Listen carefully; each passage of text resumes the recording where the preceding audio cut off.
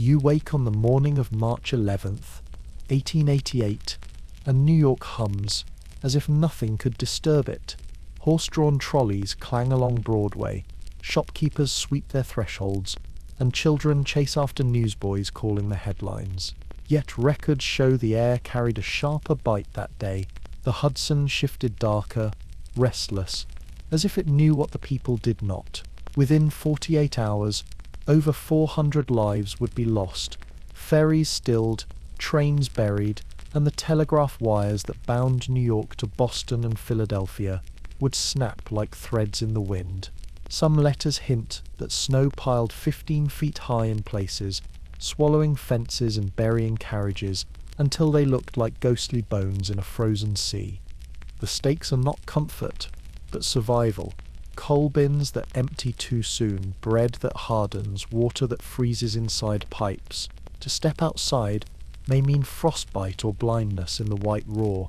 To stay inside may mean hunger and smoke choking your lungs.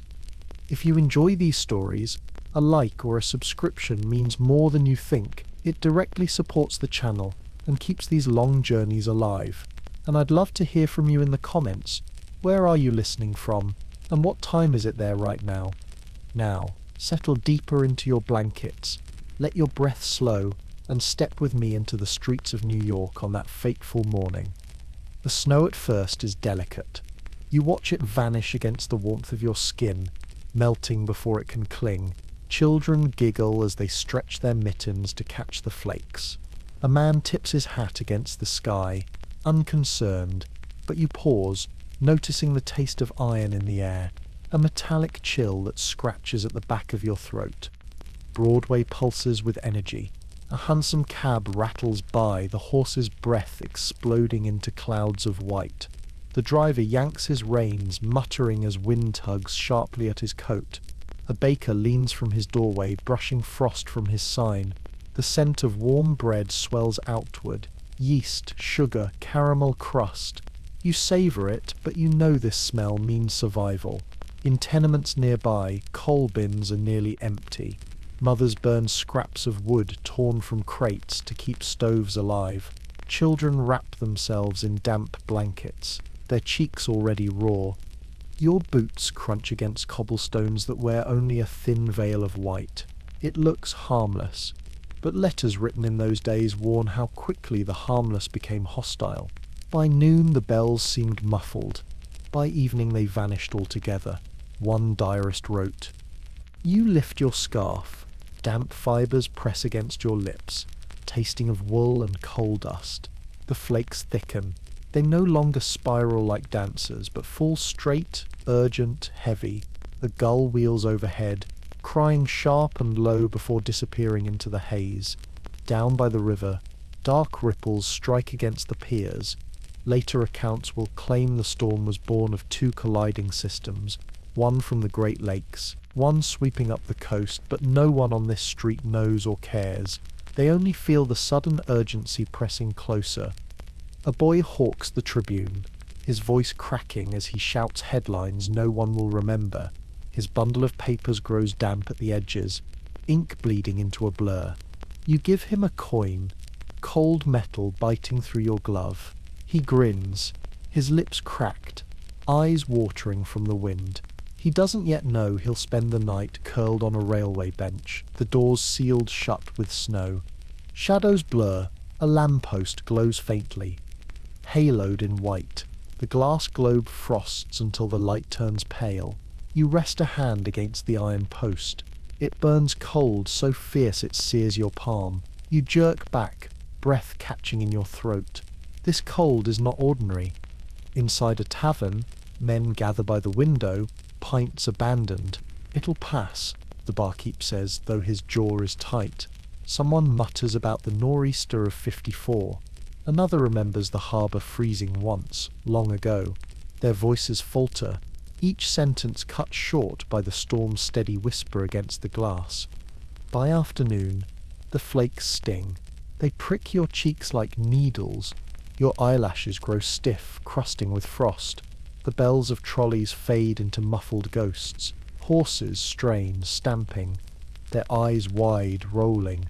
drivers curse above the wind, their words carried away before they can reach you. You step near a shop front and watch snow climb up the door, curling against the threshold like a living thing.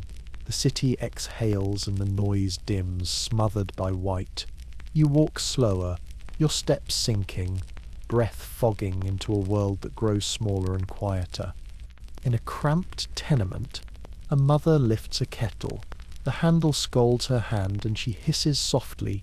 Clutching her palm, water dribbles from the spout, freezing before it hits the basin. She counts the coal left. 3 lumps. She saves them for night.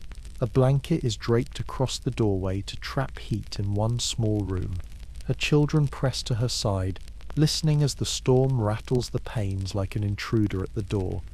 Meanwhile, uptown, a banker smooths his fur collar, irritated as the flakes soil his polished boots. He grumbles as he steps into his carriage, tapping his cane impatiently.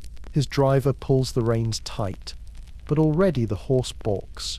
The wheels slip on slick stone. Snow swirls, erasing the edges of familiar buildings.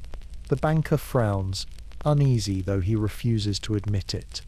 By twilight, the lamps blur into pale moons. Shadows of figures stagger through the white, blurred into silence. You hear nothing but the crunch of your boots and the rasp of your breath. The city shrinks, and you feel yourself shrinking with it. Would you have hurried home if you had known? Would you have stocked coal, salted bread, drawn water before the pipes froze? Or would you, like so many, have trusted the rhythm of the city, believing it too vast, too stubborn to be hushed? The snow falls heavier, soft, relentless. Each flake a needle, each drift a wall. Already you feel chosen, claimed by a storm that has only begun. Snow thickens over Broadway, and already the rhythm of the city begins to stumble. At first you think it is only your ears, dulled by the muffling air, but then you realize the familiar clang of trolley bells comes less often, scattered now, fading into pockets of silence. The horses pull slower, their hooves sinking into white powder that clings to fetlocks and lashes. Drivers lean low in their seats, hunched against the wind, reins drawn tight as though grip alone could command the storm. You move northward, your boots sinking deeper with each block. The crowd thins. What had been a steady rush of clerks and housewives and errand boys is now broken into small clusters of figures, faces turned down, steps short and hurried. The wind claws at your coat and pushes grit into your teeth. Somewhere overhead, wires groan, heavy with ice. You tilt your head and see them sagging between poles, their usual hum lost to the hiss of snow. Later, newspapers will report how the telegraph lines began to snap, isolating New York from Boston, from Philadelphia, from the wider world. But now they still stand, fragile strings above a city that does not yet understand how close it is to silence. On the corner, a fruit seller tries to shield his cart with a tarpaulin. Apples roll into the street, bumping along until they vanish into drifts. He curses under his breath, chasing one, then gives up, hands too stiff to grasp. You pass him by, the sweet smell of bruised fruit sharp against the metallic cold.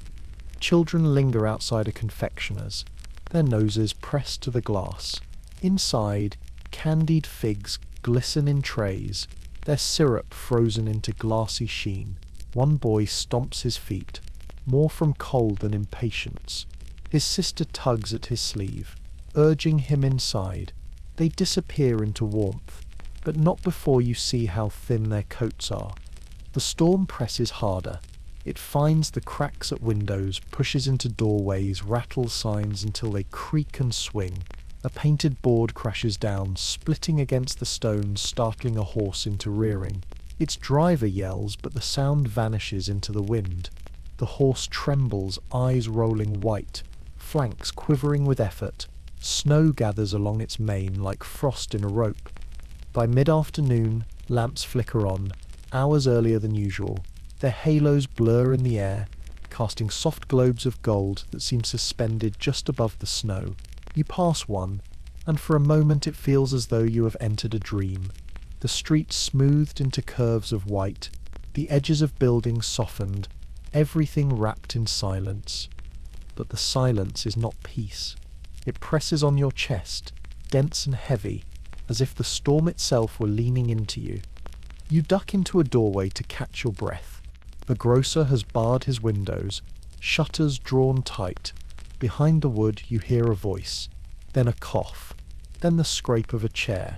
Families are already turning inward, retreating from streets that no longer feel like theirs. You push onward. By Union Square, snow has buried benches up to their seats. A man in a tall hat stands stubbornly, his coat stiff with frost. He hails carriages that do not come. Beside him, a policeman stamps his feet, his baton useless against the storm. They exchange no words, both faces turned away from the wind, eyes narrowed slits in the blur. At the far end of the square, a trolley stands stranded. Its horses, drenched and shivering, lean against their harnesses. The driver shakes his head, shoulders hunched as he struggles to unbuckle the straps. The passengers inside breathe against the windows, fogging the glass. Some push at the door, snow piling against it, sealing them in. At last, one man forces it open, stepping down into the drift. His boots swallowed up to the calf. He curses, but there is no choice. On foot, he must go. Others follow, clambering down, faces tight with frustration and fear. The trolley remains, a wooden husk abandoned to the storm. You feel the first bite of pain in your fingers. Even within your gloves, numbness creeps, slow and steady. You clench your fists, rub your palms together, but the relief is fleeting. Your breath burns in your throat. The flakes sting now, each one a shard of ice pressed into your skin. Shadows move at the edges of vision. Men bent forward as though carrying invisible burdens. Women clutching shawls against their faces. Children stumbling as parents drag them along. They are ghosts in the blur, outlines that fade before you can fix them. You remember how, only hours ago, the city hummed. Newsboys called headlines. Carts rattled. Bells sang along the avenues. Now every sound is swallowed. Even your own footsteps feel absorbed into the snow, erased before you take the next. Inside a church you glimpse through open doors. Candles glow. A small group huddles together, shaking off snow. Their voices murmur prayers that blur with the hiss of the storm. The scent of wax drifts outward, mingling with the acrid smoke of coal from the chimneys above. Back on the street, another lamp-post flickers, its flame nearly gone. Ice climbs the pole, coating metal in glass that crackles each time the wind shifts. You press on, knowing that as darkness falls, these lights may vanish entirely. You pass a ragged line outside a bakery. Neighbours clustered in desperate patience. The smell of bread cuts through the storm. Sharp, sweet, alive. The baker inside works quickly. Flour dusting his arms, his oven door glowing faint. A boy emerges with a loaf wrapped in paper. Steam curls from it, instantly seized by the cold. The crowd surges forward, each hand reaching for that same fragile comfort. You turn your head and glimpse the river again. Sheets of ice drift across its black surface, colliding with hollow clinks. Ferries lie still at their docks, ropes straining in the wind. Captains refuse to sail, though men still gather at the piers, stamping their feet, faces gaunt with worry. Some will try to walk home instead, but many will fail. The storm will drive them back, their cheeks cut raw, their eyes blinded by white. The afternoon dims into a false twilight. Snow thickens, building walls along the streets. Signs vanish, awnings sag, staircases blur beneath drifts. You press onward, but the way becomes less familiar. Corners reshaped, streets transformed into narrow passages. Each gust feels like a shove against your chest. Would you stop now? Would you turn back? Or would you, like so many others, push forward into streets already surrendering, believing that surely the storm cannot grow worse? You taste snow on your lips, bitter, sharp. You feel the ache in your legs, The slow creep of cold through leather. You see shadows ahead disappearing one by one into white. Broadway, once the city's artery of noise and light, now flickers weak and uncertain. You stand in the middle of it, your breath rising, your body trembling, and realize the storm has swallowed the street. The first day is not yet over. The storm has only begun. You walk south toward the water, each step sinking deeper into the whiteness. The city behind you blurs into muffled tones of bells and distant shouts, but ahead the harbour waits, a restless border between the island and the world. By late afternoon the East River should sparkle with motion. Ferry boats shuttling between Brooklyn and Manhattan, barges stacked with crates, steamships sounding their horns. But today you hear only the hiss of snow and the groan of timbers shifting under ice. The docks are almost deserted.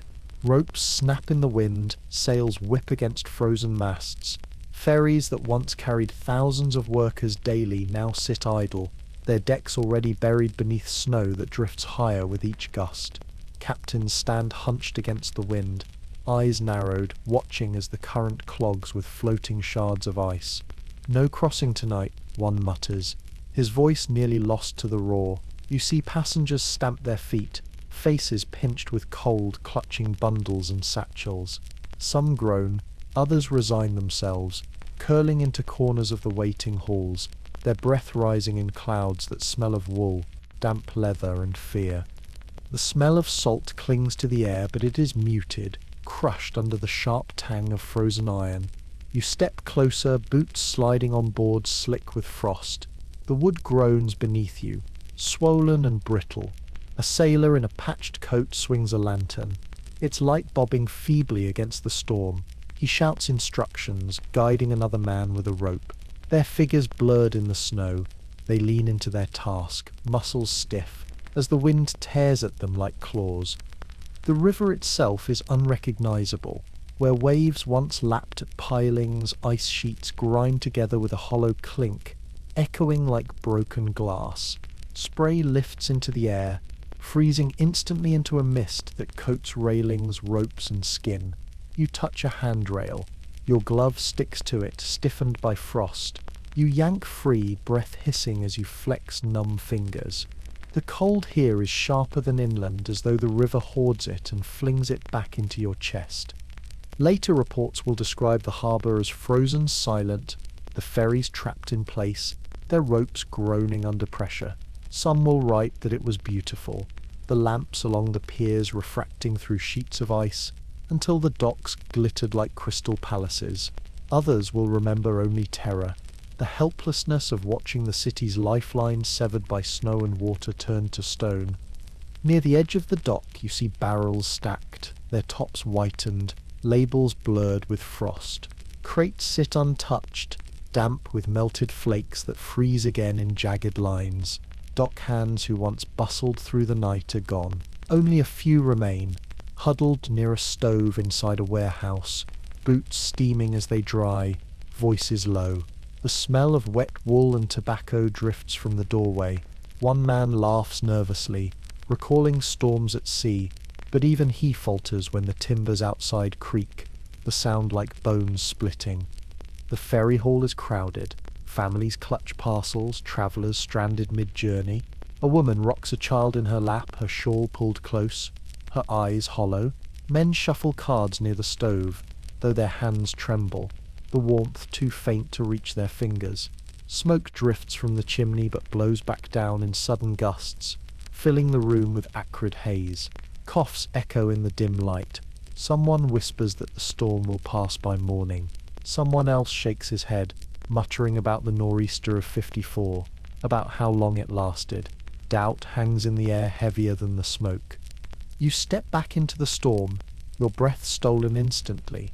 Snow whirls sideways across the pier, a wall of white that blurs river and sky into a single sheet. Shadows appear, then vanish. A man dragging a trunk, a dog weaving between drifts, a woman holding her skirt in clenched fists as she leans against the wind. The lamps along the dock glow faintly, halos blurring into pale moons. They look less like beacons and more like ghost lights, swallowed almost as soon as they shine. Above, rigging crackles as frost stiffens ropes into frozen lines. Masts sway under the pressure, wood groaning. You imagine them breaking, snapping like twigs. Somewhere beyond the curtain of snow, a ship moans, a deep hollow sound as hulls grind against one another. You picture sailors below deck, clutching blankets, listening to every creak with tight jaws. A gull wheels past, but even its cry is strangled. The birds vanish, driven inland, leaving only the wind's voice, low then shrieking, then low again, as if mocking your ears. You pass a warehouse door left ajar. Inside, sailors gather close around a barrel stove. Their cheeks are red, eyes narrowed against the smoke. One younger man fumbles with his gloves. His hands raw. An older sailor leans close, murmuring advice. Lean into it, boy. Never fight the gale. Let it carry you. His voice is calm, steady, an anchor against the storm. You watch the apprentice nod, shoulders trembling, lips pressed together. For a moment, warmth blooms in that dim room, courage passed down like bread. But then the door slams, snow bursts in, and the moment is gone. The streets near the waterfront are nearly impassable now. Drifts climb the height of fences, burying steps, pressing against doors. Carriages stand abandoned, their wheels frozen in place. You pass one, its canvas roof sagging under weight, its shafts empty where horses once strained. Snow piles inside, filling the seat where a driver might have sat. It looks less like transport now, more like a coffin, open and waiting. You taste salt on your lips, mingling with the bitterness of coal smoke drifting from chimneys. You cough, lungs burning. Each breath feels sharp as though the air itself is made of splinters. Your scarf is stiff with ice. You pull it higher, but it scratches your skin. A man staggers past you, hat lost, hair plastered to his forehead. He grips the hand of a boy, dragging him through the snow. Their footsteps vanish behind them almost instantly, erased by drifts. The man mutters words you cannot hear. The boy's lips move soundlessly, eyes wide. They disappear into white, their figures blurred like phantoms. You stop, just for a moment, to steady yourself. The storm has turned the harbour into a wilderness. The city seems far away, unreachable, and you realize how fragile the line is between civilization and chaos. A single storm and the arteries of trade, movement, and life are sealed shut.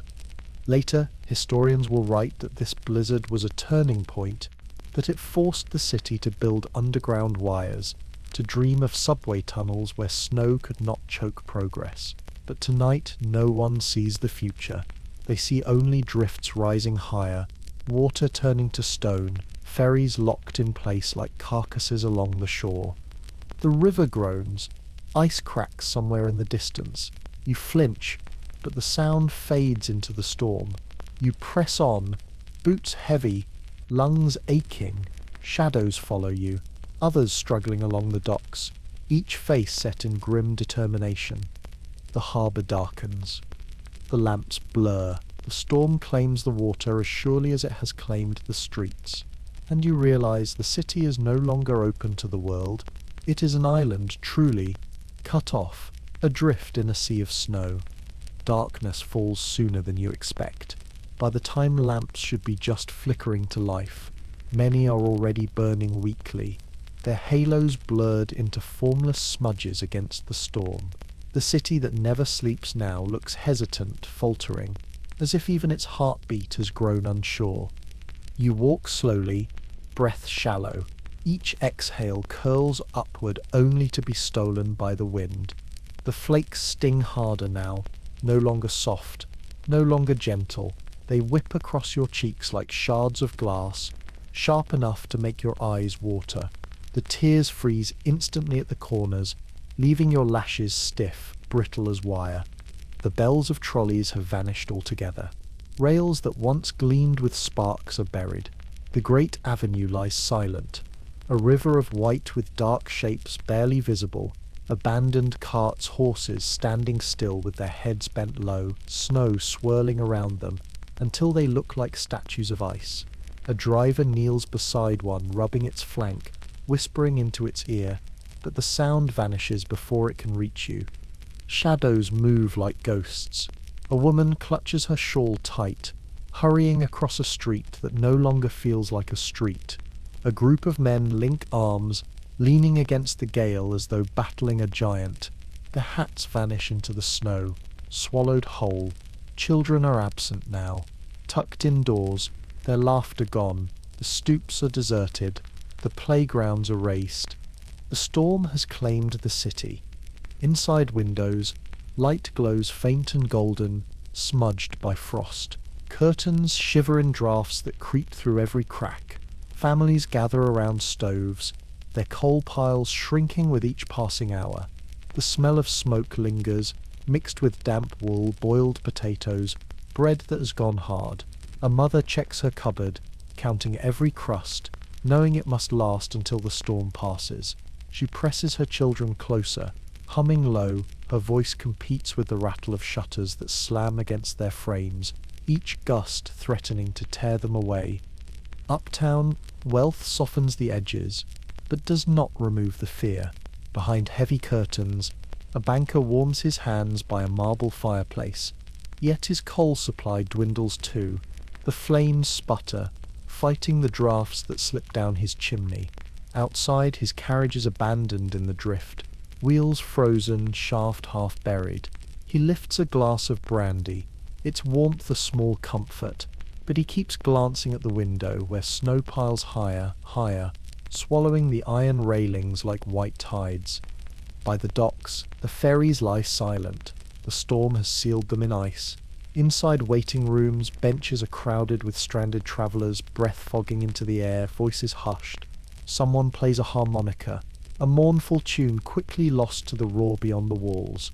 A child whimpers. A woman strokes his hair, rocking him gently. Though her eyes are hollow, the stoves struggle to hold heat. Coal smoke clings to the rafters, sharp in the nose, scratchy in the throat. No one knows if the storm will ease by dawn. On a tenement rooftop, Samuel climbs carefully to check the chimneys. His boots crunch through snow that reaches nearly to his knees. He leans into the wind, gripping the iron of the fire escape. Beside him, Clara wraps herself in blankets, watching the storm twist through the city. From above she sees lights blurred into halos, moving shadows staggering between drifts. She whispers that the city looks less like itself and more like some vast wilderness, a place beyond maps. The sound is unearthly. The wind howls between buildings, low and mournful one moment, shrieking high the next.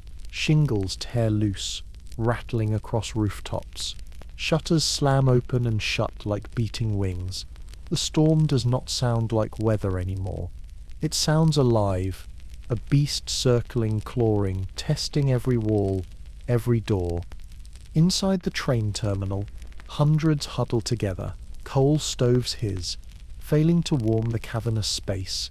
Boots stomp against the floors, men pacing to keep blood in their feet. The smell is thick, damp coats, smoke, sweat, fear. Some try to sleep, curled on benches, but the drafts steal warmth. Whispers float through the hall, that the storm may last 2, 3, maybe even 4 days. Someone mutters that it is worse than 54, worse than any living memory. Outside, the streets transform into tunnels.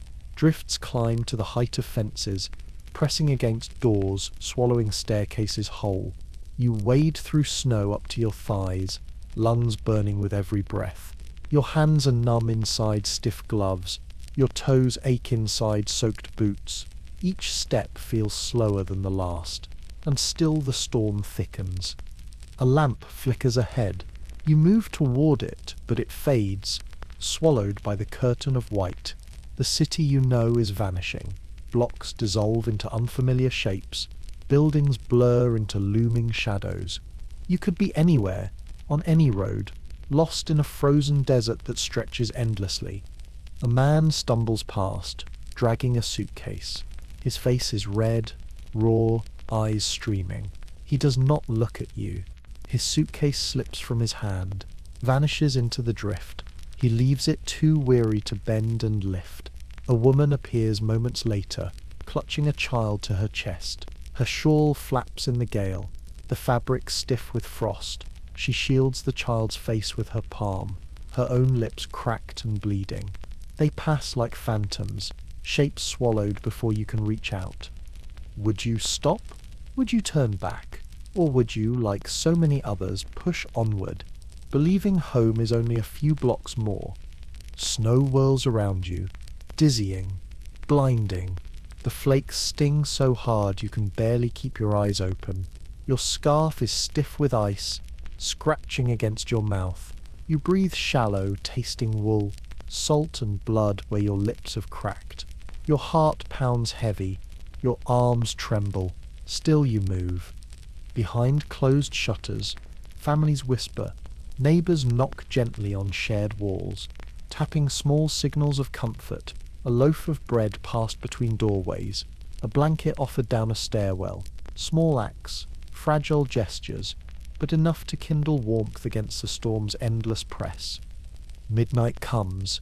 The lamps burn low, some snuffed entirely by snow that clings to glass until flames gutter and vanish. The city sinks into shadow, its usual glow gone, replaced by a dim, uncertain hush. From every street, every alley, the storm roars, filling the world with its own voice. You pause, sinking into a drift up to your waist. The silence beneath the storm is terrible. It presses into your ears, into your chest, into your heart. This is no ordinary night. This is a night of ghosts, of frozen breath, of shadows erased. The storm has claimed the streets, the docks, the lamps, the voices, and now it claims the darkness, pressing it deeper, heavier, until even memory feels muffled. You close your eyes just for a moment and feel the storm surround you, alive and endless. The first night of the blizzard has begun. You wake into the storm's second day.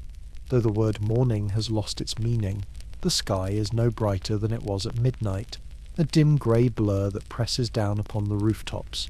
You push against your door, and snow falls inward in a heavy sigh, spilling onto the floor like a guest who refuses to wait.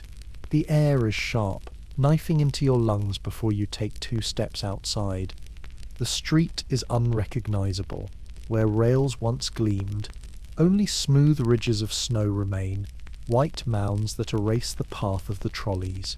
You follow one faint line, a dark seam where iron lies buried. Ahead a trolley stands stranded, its wooden body tilted against the drift. The paint, once bright with the company's colours, is dulled by frost. The bell that should clang through the city hangs silent, its iron tongue locked in ice. Inside, a dozen passengers sit huddled together. Their breath clouds the windows into pale white patches. Frost creeps along the glass, sealing them into a blurred world. One man pounds at the door, but it does not open. Snow has piled against it, pressing hard as a barricade. Another passenger strikes a match, cupping it in trembling hands, but the flame flares weakly and dies.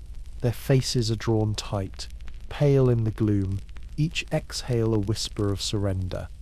At last the driver climbs down, snow up to his thighs, tugging hard at the harness.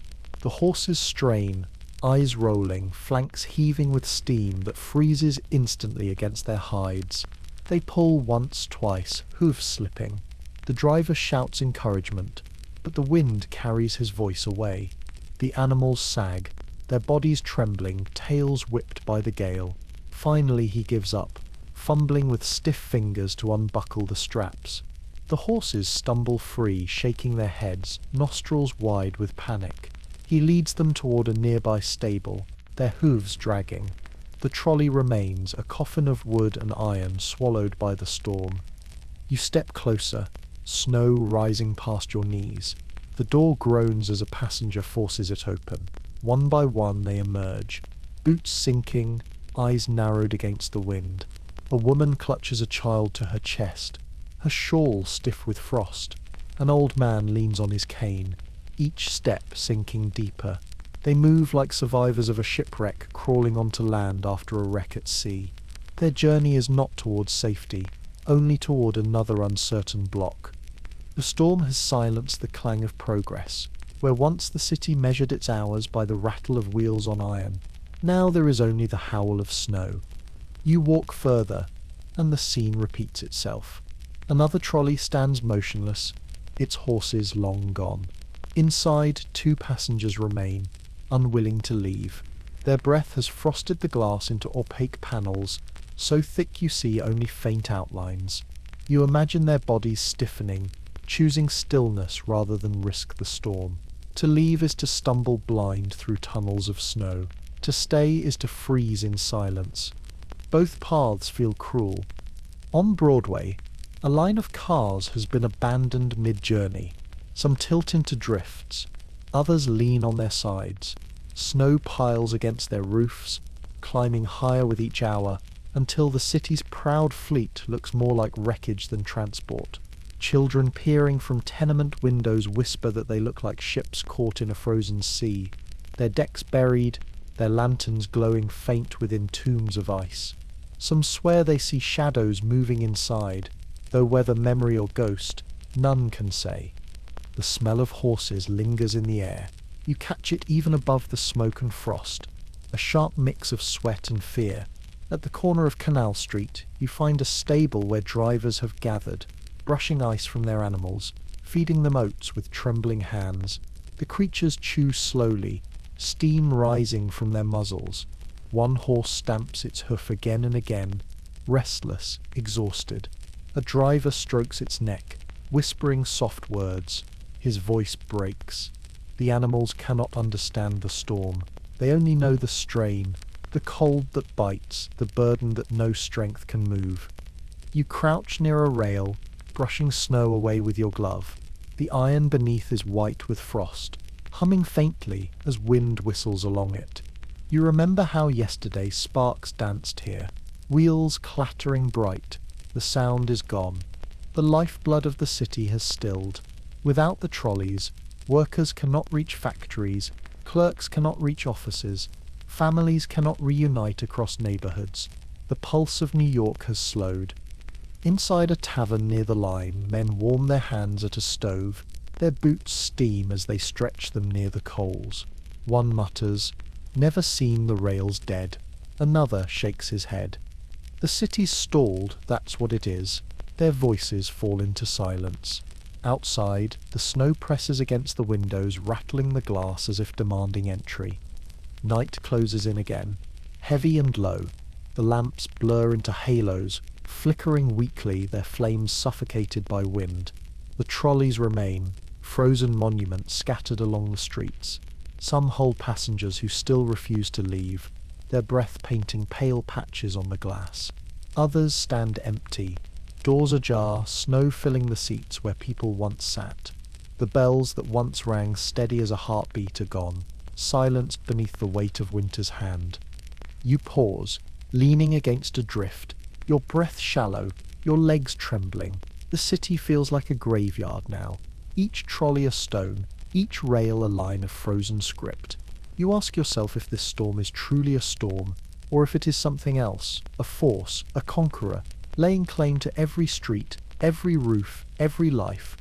Still, amid the silence, small acts of care persist. A driver returns with a lantern, leading his horses back to the stable. A woman hands a slice of bread to a child shivering by a stranded car. A neighbor spreads straw over ice so that another will not fall. Tiny sparks of warmth, faint and stubborn, glowing against the endless white. Would you linger? Would you climb into one of those cars, hoping the walls might keep the wind at bay? Or would you walk on, into streets erased, into drifts that rise higher than your waist, trusting only your breath, your heartbeat, your will to endure? The trolleys stand frozen, their bells silent, their journeys unfinished. The storm has claimed them all, and with them the rhythm of the city. Inside the tenements, the storm is no less fierce. You feel it pressing through every seam of brick and mortar, rattling the window panes, seeping beneath doors and through the cracks between floorboards. The air inside smells of coal smoke and damp wool, a mix of survival and fatigue. You push your way through a narrow hallway, lit by a single gas jet. Its flame flickers weakly, coughing against the drafts. Doors line either side, thin as paper. Behind them you hear the city's fight to endure. A baby cries, a kettle whistles faintly, someone coughs until the sound breaks into silence. You step into one small room, hardly more than a box.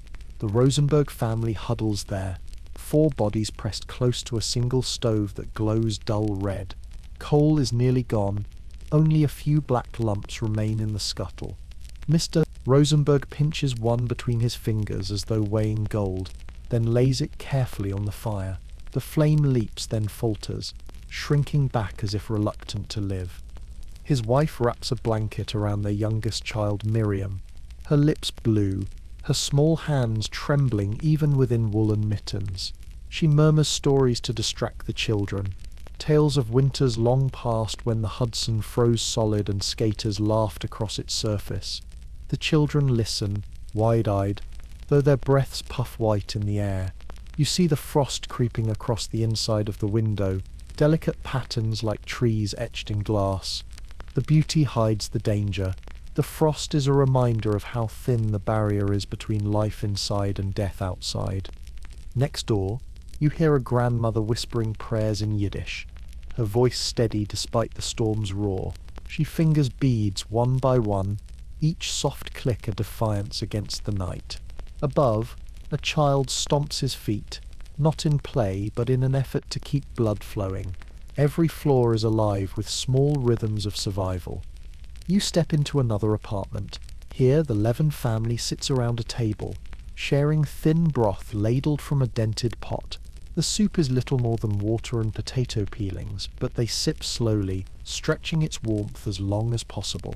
Steam fogs the air, but quickly fades into the cold. The children blow across the surface, pretending it is too hot, pretending they are not hungry. Their mother smiles faintly, playing along though her own cheeks are hollow. In the hallway, neighbors knock softly on one another's doors. A slice of bread passes from hand to hand, shared despite the risk of scarcity. Someone offers a candle to another whose flame has died. Someone else lends a thin quilt. Each gesture is small, but together they weave a fragile net, holding despair at bay. The storm rattles the walls. Snow presses against the windows, rising higher with every hour. The glass bows inward, threatening to break. Children draw patterns on the frost with their fingertips, then pull away with a shiver, their skin stinging from the cold. Their laughter is thin, quickly swallowed by silence, but it lingers like a spark in the dimness. You smell the stoves burning too hot, the chimneys struggling. Some push smoke back into the rooms, filling lungs with acrid fumes. Eyes sting, throats burn, but no one dares let the fire die. Without it, the cold would creep in fully, merciless and fast. One family ties cloth around the doorframe to keep drafts from seeping through. Another stuffs newspaper into cracks along the wall. Yet nothing truly holds back the storm. From outside comes a terrible groan, the sound of wood splitting. Neighbors rush to the window. A shed roof has collapsed under the weight of snow, timbers cracking like bones. The children gasp. The adults exchange grim glances. They all know the same could happen here, in these crowded rooms, should the storm press harder. Midnight draws near, but no one sleeps. The walls are too thin, the cold too sharp. You lie on a straw mattress, wrapped in layers of wool and rags, and still your breath fogs before your eyes. Each inhale is shallow, each exhale heavier, as though the storm has settled inside your lungs.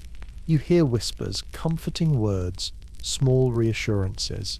They circle through the rooms, weaving hope in a place where despair waits like frost on the glass. The tenement breathes as one body. Every cough, every murmur, every prayer threads through the walls. You are not alone. The storm wants you to feel alone, wants you to believe the city has vanished. But here, pressed against your neighbor's wall, warmed by a stranger's fire, you realize the truth. Survival is not only a matter of coal and bread, it is a matter of closeness. of hands that share and voices that steady. Would you last here, in this place where warmth is rationed and every lump of coal is treasure? Would you give your last piece of bread to a neighbour or guard it for your own children? These questions whisper in the dark as surely as the wind moans outside. At dawn, or what you think is dawn, the storm still rages. Pale light filters through the frost, but it brings no warmth. The rooms stir. Mothers lift kettles, fathers rub their hands, children pull boots onto stiff feet. The rituals of mourning continue even in the storm because routine itself is survival. You glance once more at the stove. The coals glow faint, embers clinging stubbornly to life. The fire is weak, but it is there, and it carries everyone with it into another day. If you enjoy these stories, a like or subscription truly makes a difference. It's a wonderful way to support this channel and me personally. So if you feel inclined, please consider liking this video and subscribing. I really appreciate you being here. Thank you. The storm has turned New York's arteries of movement into still veins, clogged with ice and snow. By the second day, rail lines lie buried, tracks invisible beneath white ridges that rise higher than the wheels themselves.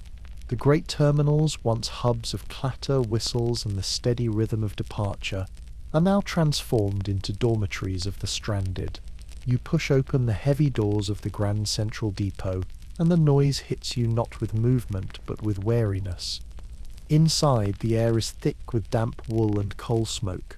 Boots squeak against wet stone floors, leaving puddles that freeze almost as soon as they form.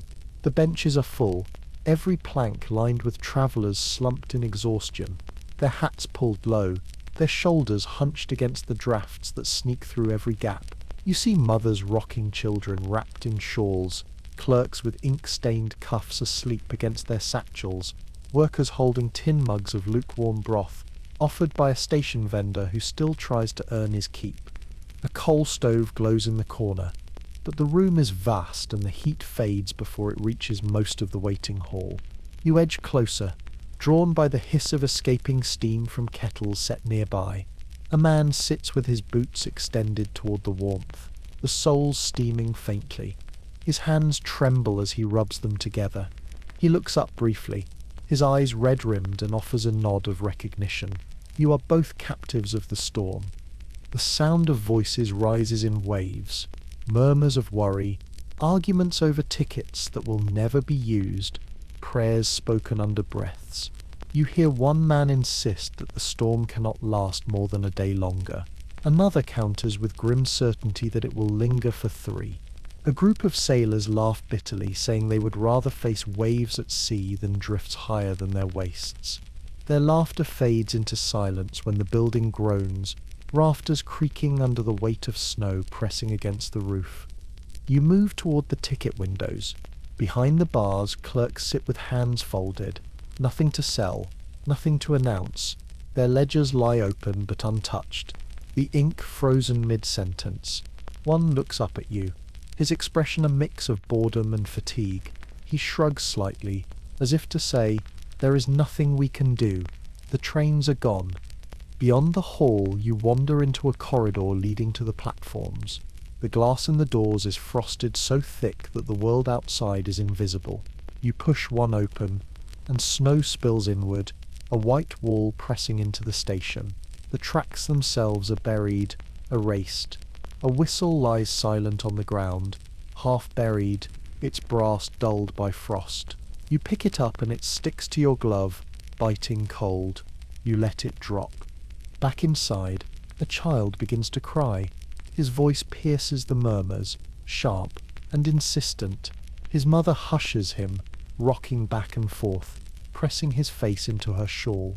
She whispers stories of warm kitchens, of bread and jam, of light spilling across summer grass. Her voice softens the edges of his sobs, until he rests against her shoulder, eyelids heavy. Around them, other passengers watch silently, reminded of their own kitchens, their own warmth left behind. A vendor pushes a cart slowly through the hall. His basket holds only a few rolls, their crusts hard, their smell faint. People reach out with coins. and he counts them carefully, though he knows there will not be enough. Arguments spark when he runs out, voices rising until a guard intervenes, his lantern swinging as he calls for calm. The sound of his voice is swallowed almost instantly by the storm rattling the windows. You sit briefly on a bench beside a man in a heavy wool coat. He leans forward, his elbows on his knees, hands clasped. He whispers to no one in particular, "I should have left earlier, should have taken the night train." His words fall like frost and no one answers. Overhead, the great clock ticks faintly. Time passes, but the trains do not come. The rhythm of schedules, arrivals, departures, connections is gone, replaced by the slow beat of human endurance. Each hour is measured not by whistles but by the shiver of bodies, the clatter of coal into stoves, the coughing of smoke into throats. Toward evening, lanterns are lit. Their light reflects off frost creeping across the windows, patterns of white that spread like branches of trees. Travellers gather closer, pressed shoulder to shoulder, their breaths mingling into one heavy cloud. Strangers exchange names, share small rations, speak softly of their lives. One woman tells of her husband stranded on the Brooklyn side, another man of his son still at school. Each story is half confession, half plea for reassurance. You close your eyes, listening. The storm outside moans through the rafters, steady as a tide. The walls shudder, the lamps flicker, and the building seems to hold its breath. For a moment you imagine it collapsing, burying all within. The fear passes quickly, replaced by the quiet resilience that fills the hall. People shift, adjust blankets, murmur encouragements. No one leaves. Would you wait here, in the dim glow, trusting that the storm will break? Or would you risk the streets again, stumbling blind through tunnels of snow, hoping to find home? The choice is no choice at all. The streets are gone, the trains are gone. The terminal itself has become your shelter, your fortress against the white. Night deepens. A guard stokes the stove, sparks leaping, shadows dancing across weary faces. The smell of coal thickens, scratching your throat. Still, the warmth is precious. Children fall asleep curled against parents. Clerks rest their heads on satchels. Sailors slump with arms folded. The hall becomes a dormitory of strangers bound by the same storm. The clock ticks on. The snow presses harder. Outside, the tracks vanish deeper. The city buried further. Inside, breath by breath, heartbeat by heartbeat, the stranded endure. You wake to the sound of the storm, no longer whispering, no longer sighing. It howls. The wind that once slid between buildings now roars, as if the avenues themselves are pipes of a great organ, each gust producing a note low and mournful, then high and shrieking. It rattles shutters, tears loose shingles, and slams into walls with the force of fists. You step outside into a city that leans under its weight. Snow no longer drifts downward. It whips sideways, driven so fiercely that each flake stings your skin like broken glass. You squint, your eyes watering, but tears freeze before they can fall. Your scarf, stiff with ice, cuts your lips as you breathe through it. Every step forward is a battle against something invisible yet immense. Chimneys moan. Smoke is sucked backward into fireplaces, forcing families to cough and choke as fumes seep into rooms. Curtains billow despite closed windows, their edges fluttering like ghostly hands. In one tenement, a door bursts inward, snow swirling through the hall, until neighbours rush to press it shut again, bodies straining against the gale as if holding back an intruder. On the rooftops, Samuel braces himself against an iron railing, boots slipping on ice that glistens like glass. He has come to check the chimneys again, but the wind drives him to his knees. He crawls forward, gripping the tarpaulin stretched over the water tank. Clara calls out faintly from a neighbouring roof, her voice barely audible above the storm. She clutches her blanket tighter, hair whipping in wild strands across her face. From their vantage point, the city looks less like New York and more like a white ocean surging. waves of snow swallowing block after block. A horse collapses in the street below, its knees buckling, its body trembling as the driver tugs uselessly at the reins. The wind scatters straw from the cart, flinging it upward in wild spirals. A group of men rush forward, hauling at the traces to free the animal, shouting words that vanish into the gale. At last, the horse rises, stumbling, its flanks lathered in frozen sweat. They lead it toward a stable, their bodies bent double as if pushed by a giant's hand. The sound of the city is gone. The clatter of wheels, the clang of bells, the chatter of markets, all erased. Only the beastly cry of the wind remains, filling every space, echoing in your chest. You try to walk, but the gusts shove you sideways, forcing you into a drift that swallows your legs. Your body leans at an impossible angle, arms flung wide for balance. The snow blinds you, white knives striking every patch of exposed skin. You breathe shallow, lungs burning with cold. A signpost topples ahead, crashing onto the street with a hollow clang instantly muffled by snow. Its letters vanish beneath the white, directions erased. The city becomes a labyrinth without markers, each corner identical, each block transformed into a tunnel of blinding drifts. Inside one parlour house, women sit wrapped in shawls while the storm claws at the windows. A vase tumbles from a shelf, shattering across the floor as the wind slams against the wall. They huddle together, one whispering a prayer, another clutching a photograph to her chest. Outside, the lamplight flickers, dims and dies. Darkness presses against the glass, absolute and merciless. In the train depot, the stranded travellers shiver as the building itself groans. The rafters creak with the weight of snow. Each gust rattles the great doors, dust drifting from the beams above. A child wakes with a cry, and others murmur to calm him. An older man begins to hum softly, a tune steady as a heartbeat. Slowly voices join, a low chant rising above the wind's scream. For a moment, human sound challenges the storm, fragile yet unbroken. You press onward into streets nearly erased. Shadows of people stagger ahead, their bodies bent, coats snapping like sails.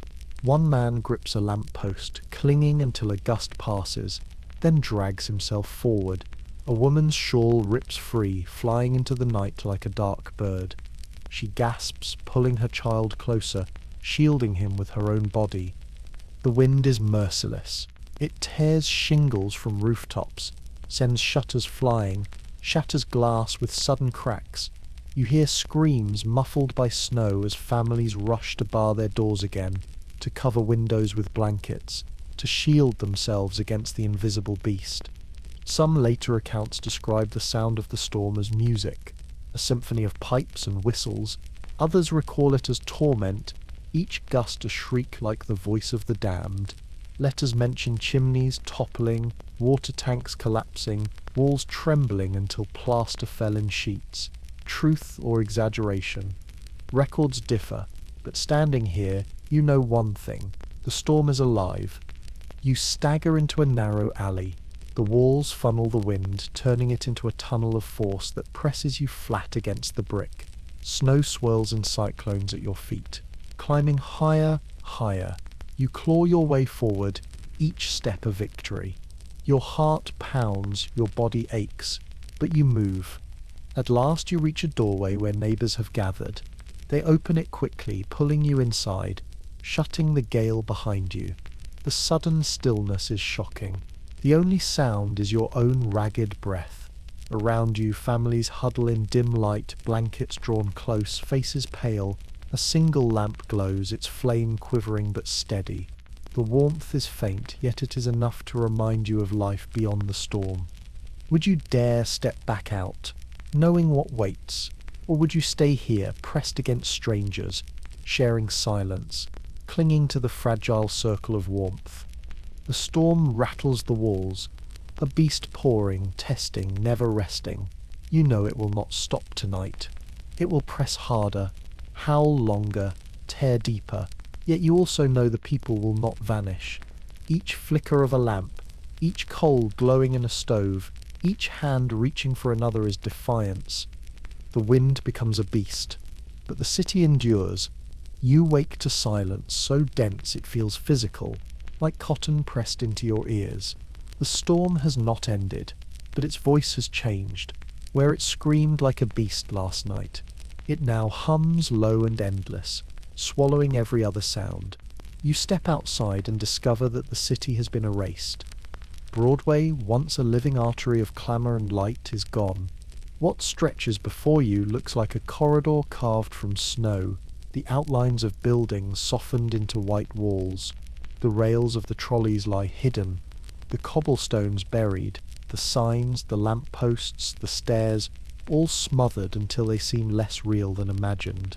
The city is here, yet not here, a ghost of itself breathing faintly beneath the drifts. You move slowly, your boots sinking into snow that rises past your knees. Each step crunches, then fades instantly into the hush. Ahead, figures appear and vanish like phantoms. A woman pulling her shawl over her face. A man bent double, leaning against the gale as though climbing a hill. A child stumbling behind, hand clutched tight in his mother's. They blur, dissolve, and are gone. The lamps still burn, but weakly. Each is wrapped in a halo of frost, their glass globes milked with ice. From a distance they look less like flames and more like pale moons hovering low to the ground. You walk beneath one and see its glow dim, the wick struggling as snow clings to the chimney. It flickers once, twice, then steadies, though faint as a candle in a cavern. Inside windows, faint light glimmers. Curtains drawn tight cannot stop the glow from leaking outward. Smudges of gold against the white. Families huddle within, pressing close around stoves that hiss and groan, coal dwindling with each hour.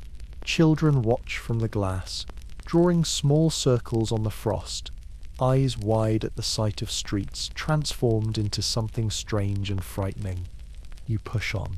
The storm tightens its grip. The snow does not fall gently anymore.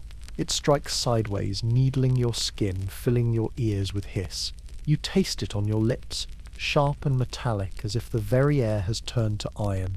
Your scarf scratches your face where it has frozen stiff, your breath catching in shallow bursts. The streets are unmarked now. Where once you could name each corner, each storefront, now there is only sameness. White walls, white ground, white sky. You pass where a bakery should be, its sign hidden, its door buried.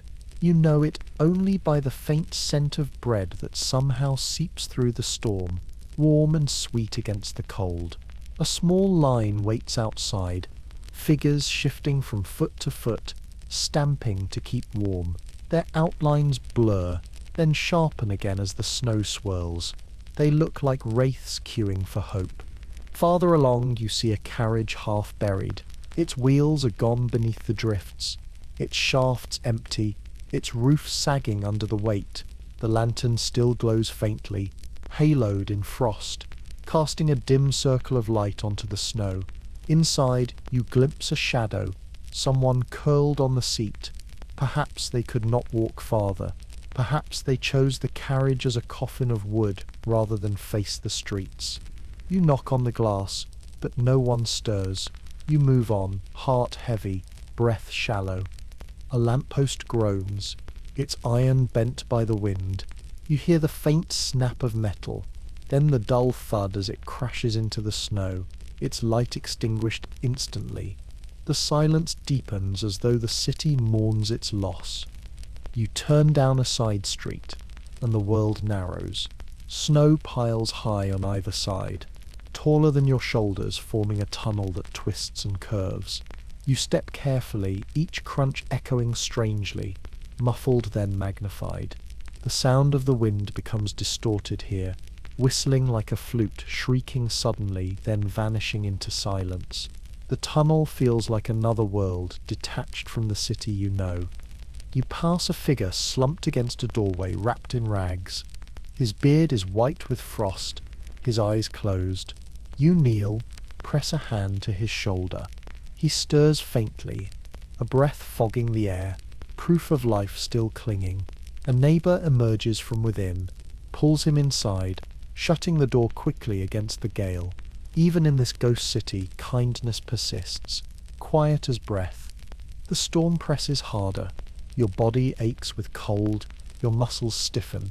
Still you push forward, following shadows that blur ahead of you. One man drags a sled laden with firewood, his head bent, his steps uneven. Another carries a sack of coal, clutching it to his chest as though it were treasure.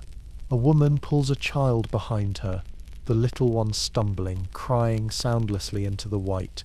They move as if through dreams, each step unreal, each figure half vanished before your eyes. You stop to catch your breath, leaning against a drift. Your heart pounds, your lungs burn, your hands are numb inside your gloves. The snow presses into every seam, clinging, heavy, relentless. You close your eyes, but the whiteness remains, imprinted on your lids. The storm is not only outside now, it is inside you, filling your chest, your mind, your thoughts. Would you recognize your own street in this? Would you know your doorway, your stairs, your neighbor's windows? Or would the storm erase even memory, until all that remains is white silence and the shadows of strangers moving past? The city feels abandoned, but you know it is not. Behind the walls, behind the shutters, families breathe, whisper, endure. Fires burn low, prayers murmur, bread is divided. The ghostly streets hide life within, fragile but stubborn, flickering like embers in the dark. You take one more step, then another, and the snow swallows the sound. The street stretches on, endless, each shadow fading before you reach it. The city is a ghost, and you are walking through its dream. You sit close to the stove with the Rosenbergs, knees almost touching the iron door, because the floorboards breathe cold up through the cracks. The room is one box of heat in a house made of winter. Rosenberg lifts the lid with a scrap of folded cloth and feeds in a single coal, then another, counting them under his breath as if they are coins. The grate answers with a brief metallic chime. A faint orange glows through the slots, not quite a flame, more a memory of one. You extend your palms anyway, and your knuckles tingle back to life. Miriam leans against your shoulder, wrapped in her father's old scarf. The wool smells of soap and smoke and the faint sour of yesterday's sweat. She presses her fingers to the stovepipe and snatches them away, surprised, hot but not hot enough to drive the cold from the corners. Her brother Levi puts a saucepan on the plate, scattering potato slices so thin you see light through them. They spit when they meet the iron.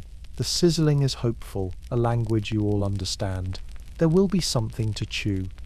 Mrs. Rosenberg moves like the weathered hinge on a door, deliberate, careful, conserving motion. She wedges a rolled newspaper under the bottom of the door where the draft claws.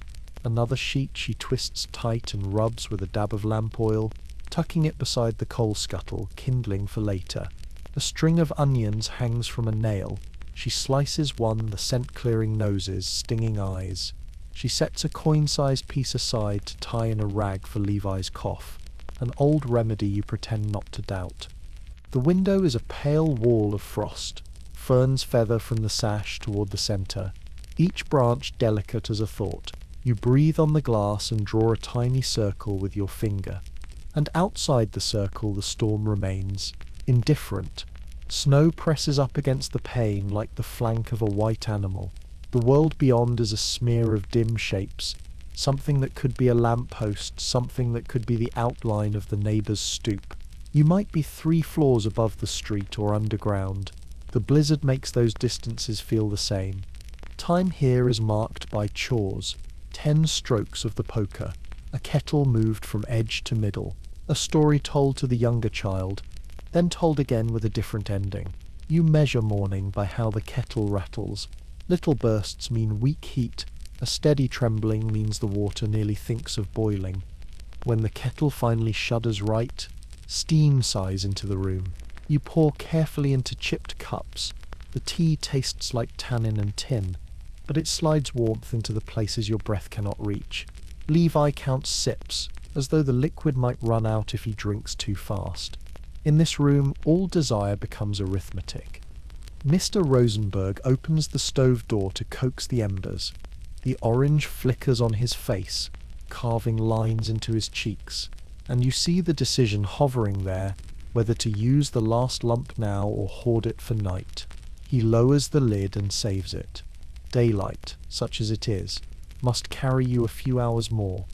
Across the hall, a neighbour knocks. It is a code you know, 2 short, 1 long. You open, and the corridor's cold slips in around her legs like a cat. She holds out half a loaf wrapped in newsprint. "The baker on Hester Street," she whispers, still firing his oven. The bread is yesterday's, crust tough, but the smell is a miracle. Yeast, sweetness, a ghost of summer. You break it into 4 pieces so the children get the ends with more crust. You save the heel for dipping into fat left in the pan. Sharing feels like warmth made visible. From somewhere above, a thump travels through beams. The soft collapse of snow sliding from the roof. You all lift your eyes instinctively. The ceiling sifts a little plaster dust. The building groans, old wood remembering every winter before this one. A rumour slipped down the stair earlier. 3 roofs already failed on your block. You do not know whether to believe it. Some newspapers will later argue about numbers. How many timbers split? How many yards of cornice fell? But rumour is its own weather inside a tenement. Noon, or what passes for noon, thickens grey into a darker grey. You spoon the potatoes out and they shine lightly with grease, edges crisped fragile brown. They carry a whisper of coal dust no careful hand can keep away. You chew that grit and think of summers somewhere else, where the grit would be sand at the edge of water. And not this. Miriam blows on her piece and laughs at the steam as if she has made it herself. Levi coughs. You tie the onion poultice in the cloth and tuck it into his sock. He grimaces, then nods, brave as if this absurd ritual is a badge.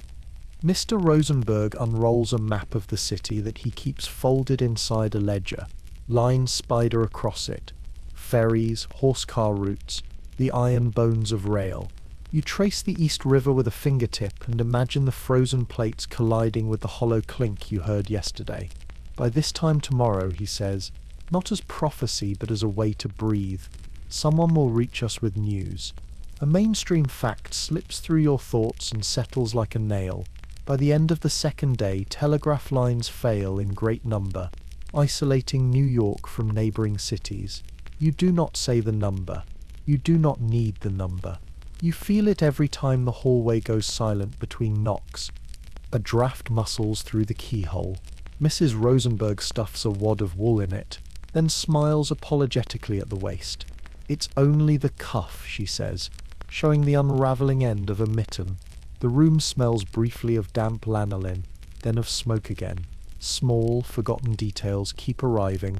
The squeak of wet leather every time Levi shifts his feet, the sweet bitter breath that rises from the stove when the potato pan is lifted, a singed hair smell where Miriam leans too close. You pinch out the curl before it blackens further. She grins, chastened, and leans into your side. In quieter rooms you might hear the clock, but your clock has stopped. You count instead. The strokes of the storm against the window, the knit-pearl of Mrs. Rosenberg's needles as she repairs the cuff, the 3 soft taps from the neighbour upstairs to say they are fine. You answer, tap, pause, tap. Solidarity beats here like a second pulse. Outside, a shout. You all freeze, then another. Mr. Rosenberg unlatches the window the width of his palm, and an arm of snow reaches in. He pries it back and looks out through a slit. A figure in the drift below, waist deep, waves up at the tenement windows. Someone calling the names of families in the building to check who needs milk, who needs a candle. The voice is snatched by wind but returns in fragments. At dusk, share the well-water rope along the stoop. You call back, promising a coin, promising nothing, promising merely that you are still here. Mr. Rosenberg shuts the window and buttons it with a towel. The slit whitens immediately. Sealed. By late afternoon, the kettle sulks and refuses to boil. Embers glow dull, sulking too. You place your hands over them and think about heat in another century. The miracle of a thermostat you once turned with 2 fingers, the instant compliance of an electric coil. The thought feels indecent, like boasting, so you let it drift away. You return to this room, to this breath, to 4 bodies sharing one pulse. A debated point threads the afternoon, whether the worst will come tonight or tomorrow. Some letters written after claim the second night was the peak, when drifts reached higher than a man's height and roofs cracked like ice. Others insist the third day brought the true danger, when exhaustion met hunger. You listen to the building, to wind like a saw in the alley and to silence like a threat on the stair, and you decide debate is a luxury for other rooms. Here the worst is the next hour without coal. Dusk thickens, and the stove's mouth becomes the only sun. Mr. Rosenberg takes the last lump and holds it in his palm a long moment, thumb rubbing a shine into the black. He sets it in with a decisiveness that calms everyone. The grate clinks. A ribbon of blue licks the edges. Then orange gathers like courage. The kettle lifts its voice. Steam halos the stovepipe and ghosts upward to the cracked ceiling. Neighbours tap, then appear with bowls and cups. A spoon of broth passes one way, a heel of bread the other. Someone has a sliver of pickled herring, briny and sharp. You all take the smallest bites and make faces, and then laugh because the taste is summer and sea, and overmuch salt, and it is perfect. You give away your last pinch of tea leaves and do not regret it. Warmth in another throat is warmth in yours. Night brands the window black, the frost ferns silver the edges, until the glass looks like a mirror of stars. In the hall a child cries and 3 doors open at once. Hands carry blankets. A lullaby drifts back, braided of 3 languages, none cancelling the others. You feel the song move through the plaster and settle along your ribs. Would you choose this closeness, this arithmetic of warmth, this small courage repeated, if the city offered its bright avenues again? You think you would, at least tonight. You think the storm has stripped something away and left something truer underneath. The kettle ebbs, then stills. The fire lowers its gaze. The room narrows to breath and the tiny tick of cooling iron. The Rosenbergs sleep in a stack of blankets like a cairn built against weather. You stay awake 1 turn longer, counting the heartbeats of the building, listening for the taps of your neighbours, telling yourself the simple story of morning as if you can summon it by speaking. You close your eyes. The stove purrs. The blizzard leans its weight against the bricks, but the room holds.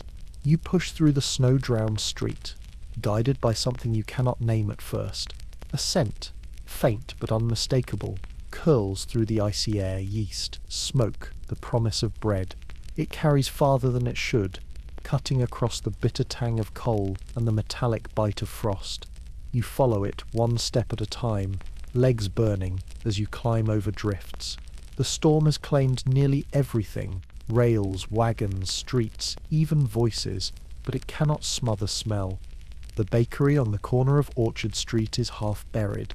Snow climbs to its windows, forming white walls that curve upward like ramparts. The door opens only after 3 men shove it inward, letting out a spill of powder that scatters across the tiles. You slip inside and the storm's voice drops instantly, replaced by the hiss and crackle of fire. The room glows amber. Mr. Whitman, the baker, is bent over his oven. His apron is stiff with flour that has absorbed damp, the powder turning into pale patches on his chest and arms. His hair clings to his forehead in wet curls, his skin flushed by the heat. He moves steadily, rhythmically, as though the storm has no authority here. He slides loaves in and out with long-handled paddles, the crusts blistering, the bottoms charred black where flames have licked too greedily. The shelves are nearly empty, but the smell makes the room feel abundant. People crowd the counter, coins in trembling hands. Some plead, some whisper promises of repayment, some offer nothing but open palms. The baker shakes his head at none of them. He cuts loaves into halves.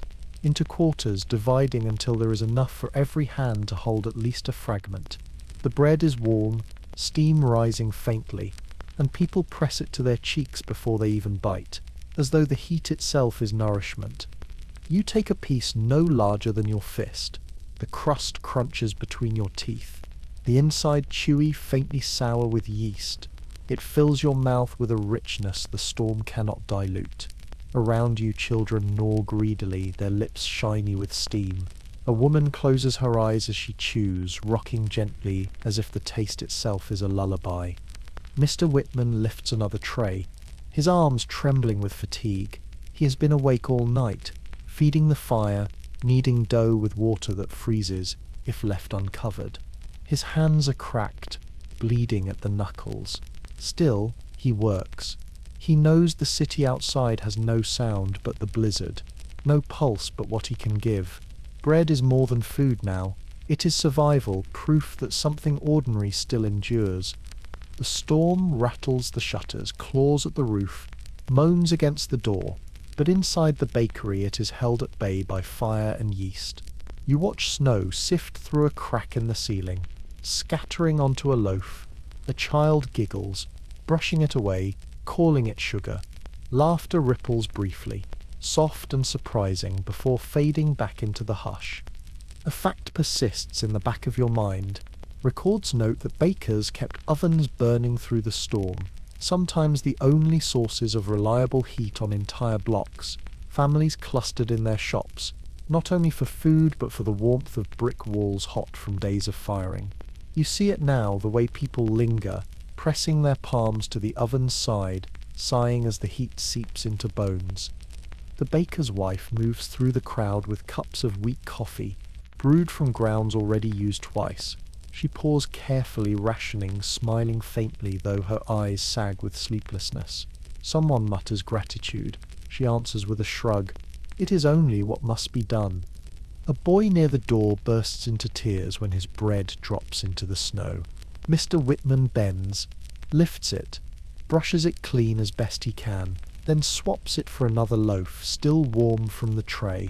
The boy clutches it tight, tears steaming on his cheeks. The room exhales together, one act of kindness shared by all. Yet, shadows lengthen. Coal bins here too run low. Flour barrels stand hollow, the last dust clinging to the rims. When the final sack is opened, Mr. Whitman shakes it carefully, coaxing every grain into the trough. He kneads with hands that ache, his wrists stiff, his back bent. The dough rises slowly, reluctant in the cold. He sets it near the oven's mouth, whispering encouragement as if it were a child. Would you keep the last loaf for your own children, or cut it into 20 pieces, knowing each will be too small to sustain but large enough to remind others that they are not forgotten? These are the choices the storm demands. Outside, the storm rages on. People stumble through drifts toward the bakery's faint glow, guided by the smell. One man drags a sled with his mother perched atop, her shawl stiff as wood. A woman carries a tin bucket, not for flour but for the warmth of the oven itself. She will press it to her chest as she walks home, hoping the heat lingers long enough to reach her children. In the corner, children perch on sacks of flour, playing at castles and towers. They pretend the white dust on their clothes is snow they control, not snow that controls them. Their laughter rises, fragile but real. One girl drops her crust and another shares hers without hesitation. Hunger makes no one stingy tonight. Near the counter, men argue softly about how long the storm will last. One insists the Army Corps of Engineers will clear the tracks by tomorrow. Another mutters that even soldiers cannot fight snow this deep. A third recalls the old blizzard of '54, saying this one is worse, much worse. Their words mix with the hiss of the oven and the sigh of the storm outside, part of the same chorus of uncertainty. Night gathers again. The flames burn low, the air thick with smoke and yeast. People lie curled on flour sacks, their breathing steady, their bodies finally surrendered to sleep. The oven door glows like an ember, a small sun in a city swallowed by white. You rest your back against the wall, the warmth seeping through your coat. You close your eyes and hear the storm, faint now, distant, as though the bakery itself has pushed it away. But you know it waits beyond the door, clawing, patient. You know the bread will not last forever, nor the coal, nor the strength of the baker's arms. And yet, tonight, there is light. Tonight, there is bread. Tonight, there is the stubborn insistence of warmth in a world that should be frozen silent. The city outside is erased, but inside its walls, new worlds form. You find yourself in a church, its heavy wooden doors swollen with snow pressing from the street. Lanterns glow in niches, their light dancing across stained glass windows now blind with frost. Pews meant for Sunday worship are crowded with families wrapped in blankets, shoulders pressed tight, strangers turned into kin by necessity. The air is thick with the smell of wax and damp wool. Candles drip onto saucers, wax running in rivers down to puddles hardened by cold draughts. Hymns do not rise here. Instead you hear murmured conversations, soft prayers, and the quiet sound of children sucking on crusts of bread to keep their mouths busy. The priest moves through the aisles with a kettle of weak broth, ladling into tin cups offered by each waiting hand. No one speaks of sermons. Tonight, compassion is enough. You take a seat near the aisle, your breath mingling with the cloud above. A man beside you rubs his hands together until the skin cracks, then pulls his daughter into his lap, tucking her head under his chin. She yawns, curls into his coat, and surrenders to sleep, despite the storm rattling the windows like a giant knocking. Would you stay here, wrapped in the hush of strangers, trusting that the storm cannot pass through walls so old, so thick? Or would you push back out into streets where snow claws at your legs, hoping to find another shelter closer to home? Later, you step into a hotel lobby downtown. Once a place of polished brass and velvet chairs, it has become a barracks of sorts. The marble floor is hidden beneath straw and blankets. Travellers sprawled shoulder to shoulder. The front desk clerk no longer asks for payment. He moves between groups with a lantern, guiding them to corners, offering spare sheets. In the grand dining hall, where tables once bore silver and china, families now huddle with mugs of hot water flavoured only with lemon peel. The cook emerges occasionally, wiping sweat from his brow, carrying trays of bread baked from flour, begged from nearby shops. Each loaf is sliced thinner than the one before. A boy runs through the lobby chasing a rolling apple that has escaped his mother's satchel. His laughter rings bright, startling in its clarity against the low murmur of exhaustion. For a moment, even the adults smile. The apple rolls beneath a chair, and the boy pounces, triumph lighting his eyes. He clutches it like treasure, refusing to bite until his mother nods. Upstairs, hallways echo with footsteps. Rooms meant for a handful now house a dozen. Mattresses laid side by side, coats stuffed under heads as pillows. Snores and coughs overlap in ragged chorus. You step softly, careful not to wake anyone. At one door, you see two women bent over a child, tucking him beneath 3 quilts, their whispers gentle as they stroke his hair. At another, a man offers a sip from a flask to a stranger, both sighing at the burn of whiskey against frozen throats. In schools, desks have been pushed aside. Children lie curled on straw mats, their mothers sitting nearby with candles guttering in glass jars. Chalkboards bear lessons half written, words about sums and grammar blurred by shadows. Now they are walls for hanging blankets. An attempt to trap heat in corners. Teachers move among them with mugs of broth, pressing hands to shoulders, reminding even parents to rest. The storm outside claws at the windows. It makes each building shudder like a ship at sea. Snow presses into cracks, drifts against doors, erases signs, but inside, life rearranges itself into patterns of survival. People who were strangers this morning share bread, share blankets, share silence. At one corner of the church, a debate rises.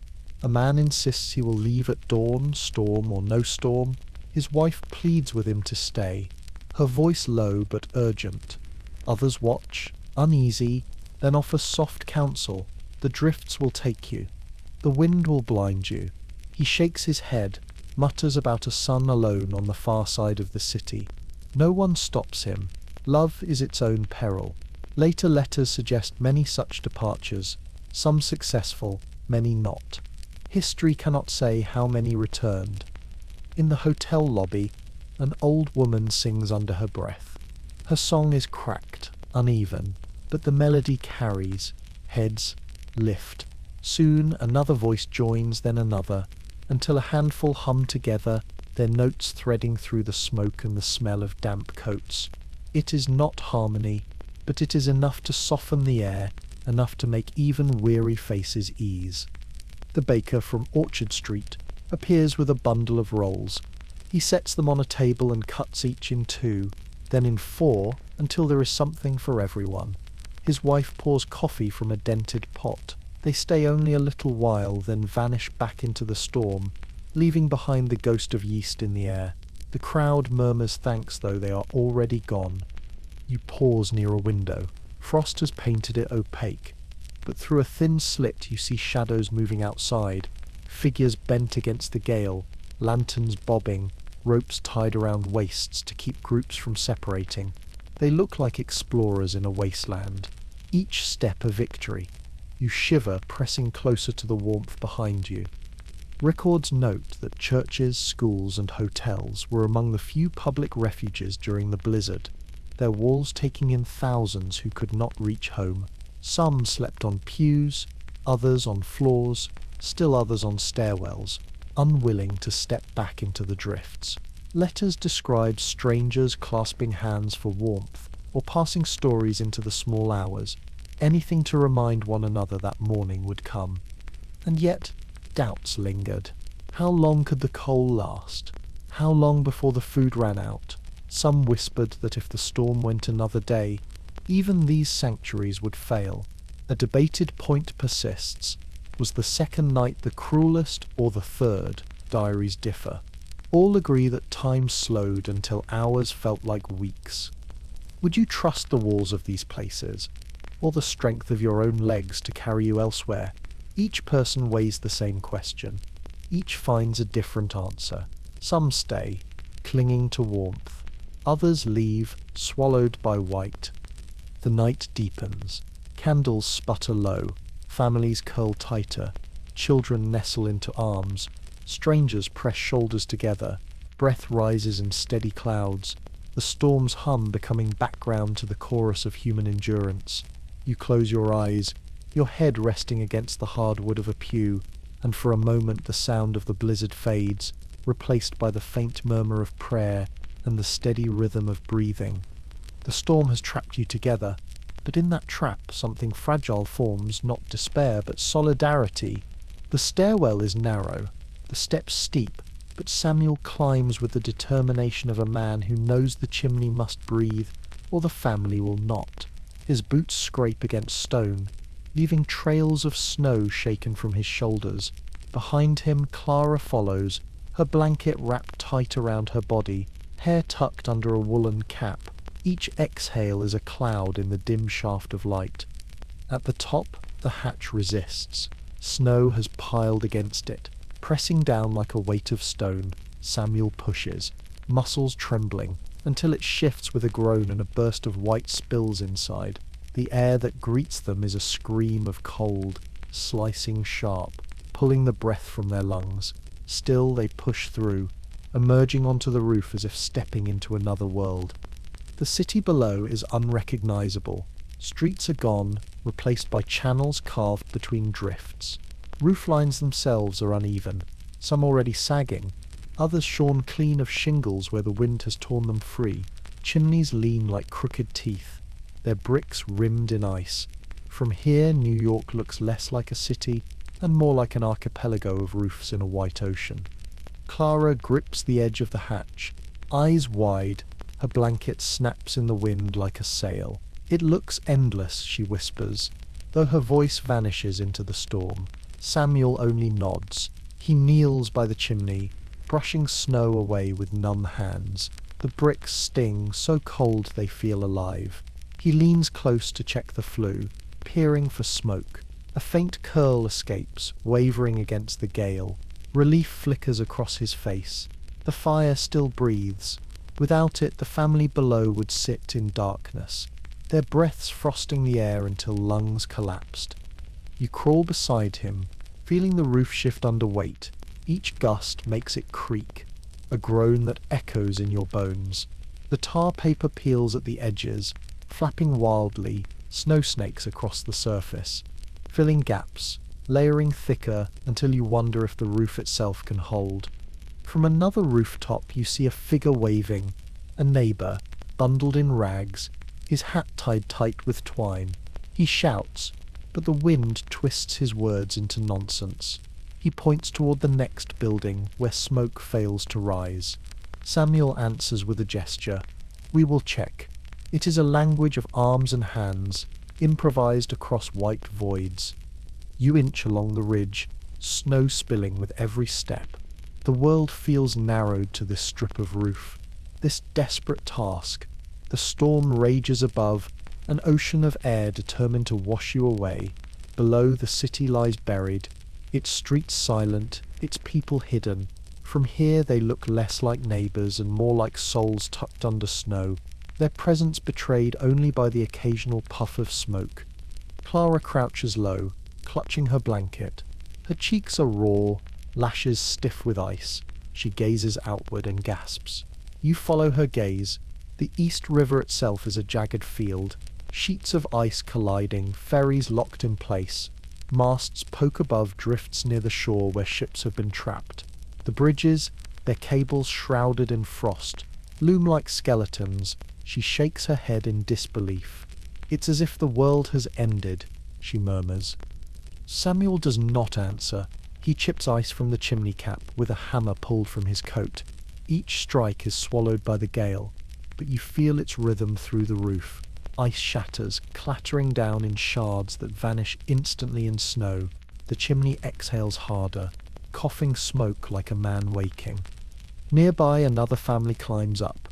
A boy no older than 12 crawls across the shingles, his father behind him with a rope tied around both their waists. They reach their chimney, tugging free a sheet of ice that has sealed it. The boy slips, sliding a foot before the rope snaps taut. His father hauls him back, pulling him close, clutching him fiercely. For a moment they hold each other, heads pressed together, before returning to their work. Would you dare this climb, risking the storm's fury just to keep a fire alive? Or would you stay below, hoping embers last until morning? On these roofs, no one has the luxury of choice. To ignore the chimney is to surrender. The wind rises again, a shriek so sharp it seems to split the air. Clara clutches the railing, hair whipping free from her cap. Samuel braces himself, arms locked against the brick. You hunker down, breath ragged, feeling the roof shift beneath. Snow lashes your face, finding every gap in scarf and coat. Your teeth chatter, your eyes sting, and still you cling. Then, as suddenly as it came, the gust passes. The storm hums lower, though it never rests. Around you, neighbours crawl back toward their hatches. Work done for now. Samuel helps Clara down, guiding her gently, his hand steady despite the tremor in his body. You follow, grateful for the dark warmth that rises up the stairwell. Inside again, the air is thick with smoke and breath, warmer than the roof by leagues. Samuel shakes snow from his shoulders. Clara pulls the blanket tighter, and both sit heavily by the stove. Their faces are pale, lips cracked, but their eyes are alive with relief. The chimney breathes again, and with it, so do they. Records later suggest that dozens of families climbed to rooftops during the blizzard to clear chimneys and vents, risking their lives to keep stoves alight. Letters tell of ropes tied around waists, of neighbours calling across alleys, of women and children assisting from windows below. Some accounts hint that not all returned, that slips and collapses took lives the storm would never record. The debated point is whether the rooftops were safer than the streets. Some survivors swore the view gave them courage, proof that others endured. Others insisted the roofs were death traps, slick with ice, ready to crumble under weight. Standing here, you feel both truths at once. Clara leans against Samuel's shoulder, whispering. It felt like standing above the world. He nods, silent. You close your eyes, and the vision lingers, a city turned to white islands, each roof a raft afloat on a frozen sea. Would you climb again tomorrow when the chimneys clog once more? You know the answer, though your body protests. Survival demands it. The rooftops will call you back again and again until the storm surrenders. For now you sink against the stove, the warmth washing your face, your bones still trembling with the memory of wind. The city groans above.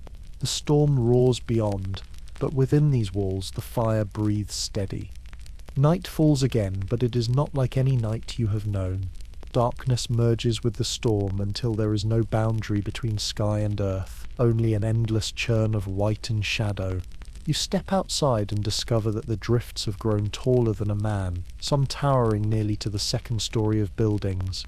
Stairs vanish, doors are sealed, windows swallowed. The city breathes only through chimneys, fragile columns of smoke bending violently in the gale. You wade through snow that swallows your thighs. Each step is a slow heave, your breath-tearing shallow gasps that sting your throat. The air feels heavier now, as if thick with dust, but it is only snow, snow filling lungs, coating lashes, stiffening hair into brittle clumps. The storm presses against you not as weather, but as weight, relentless, crushing. Shadows stagger nearby. A man collapses into a drift, his arms flailing before stilling. Two others rush to him, pulling hard, dragging his body upright. His lips move soundlessly. They sling his arms over their shoulders and carry him toward the faint glow of a doorway, vanishing into white. The storm erases even rescue as quickly as it erases despair. You pass an alley where snow is piled high between walls, forming a tunnel so narrow that two people cannot walk side by side. Figures crawl through it on hands and knees, their lanterns scraping against the walls, their breaths wheezing like bellows. Each cough echoes strangely, amplified by the snow, until it sounds less like lungs and more like the storm itself coughing. The wind claws louder, shrieking between buildings, pulling loose signs and shutters. You hear a crash, then another, wood splintering, glass shattering. Somewhere above, a roof caves. The sound like thunder, screams follow, muffled, then silenced. Later, reports will count more than 400 deaths across the region, some frozen on the streets, others buried beneath collapsed structures. In this moment, you do not count. You only walk faster, as though your steps could outrun the number. Inside a tavern, people press shoulder to shoulder. The heat is faint, the fire a mere ember, but still they cling to it. Ale barrels have been cracked open, not for celebration but for warmth. Cups pass from hand to hand. The air smells of smoke, yeast and sweat. The mingling of bodies too close together. Voices rise in argument. Whether to attempt escape to Brooklyn, whether to stay until dawn. A woman insists she must find her sister across town. A man grabs her wrist, shaking his head, telling her she will never survive. She wrenches free, storms toward the door, and is swallowed instantly by the white. No one follows. They only listen for a scream that never comes. You stagger onward. The lamps are nearly all extinguished now, their flames smothered by snow that clings until glass bursts with a faint crack. The few that remain glow dim and distorted, like eyes half-blinded. Their halos barely reach the ground. You step into one patch of light and see your breath billow upward, only to vanish into darkness above. Children huddle inside doorways, peering out with wide eyes. Their cheeks are pale, lips blue. Mothers pull them back, shaking their heads, pressing them against stoves where only faint warmth lingers. The smell of boiled potatoes seeps faintly into the street. You imagine the tiny pot, the meagre meal divided again and again until each spoonful is mostly water. Hunger gnaws more than cold now, though the two blur into one dull ache. On the rooftops, families climb once more to clear chimneys. Ropes cinch around waists. Lanterns swing wildly in the gale.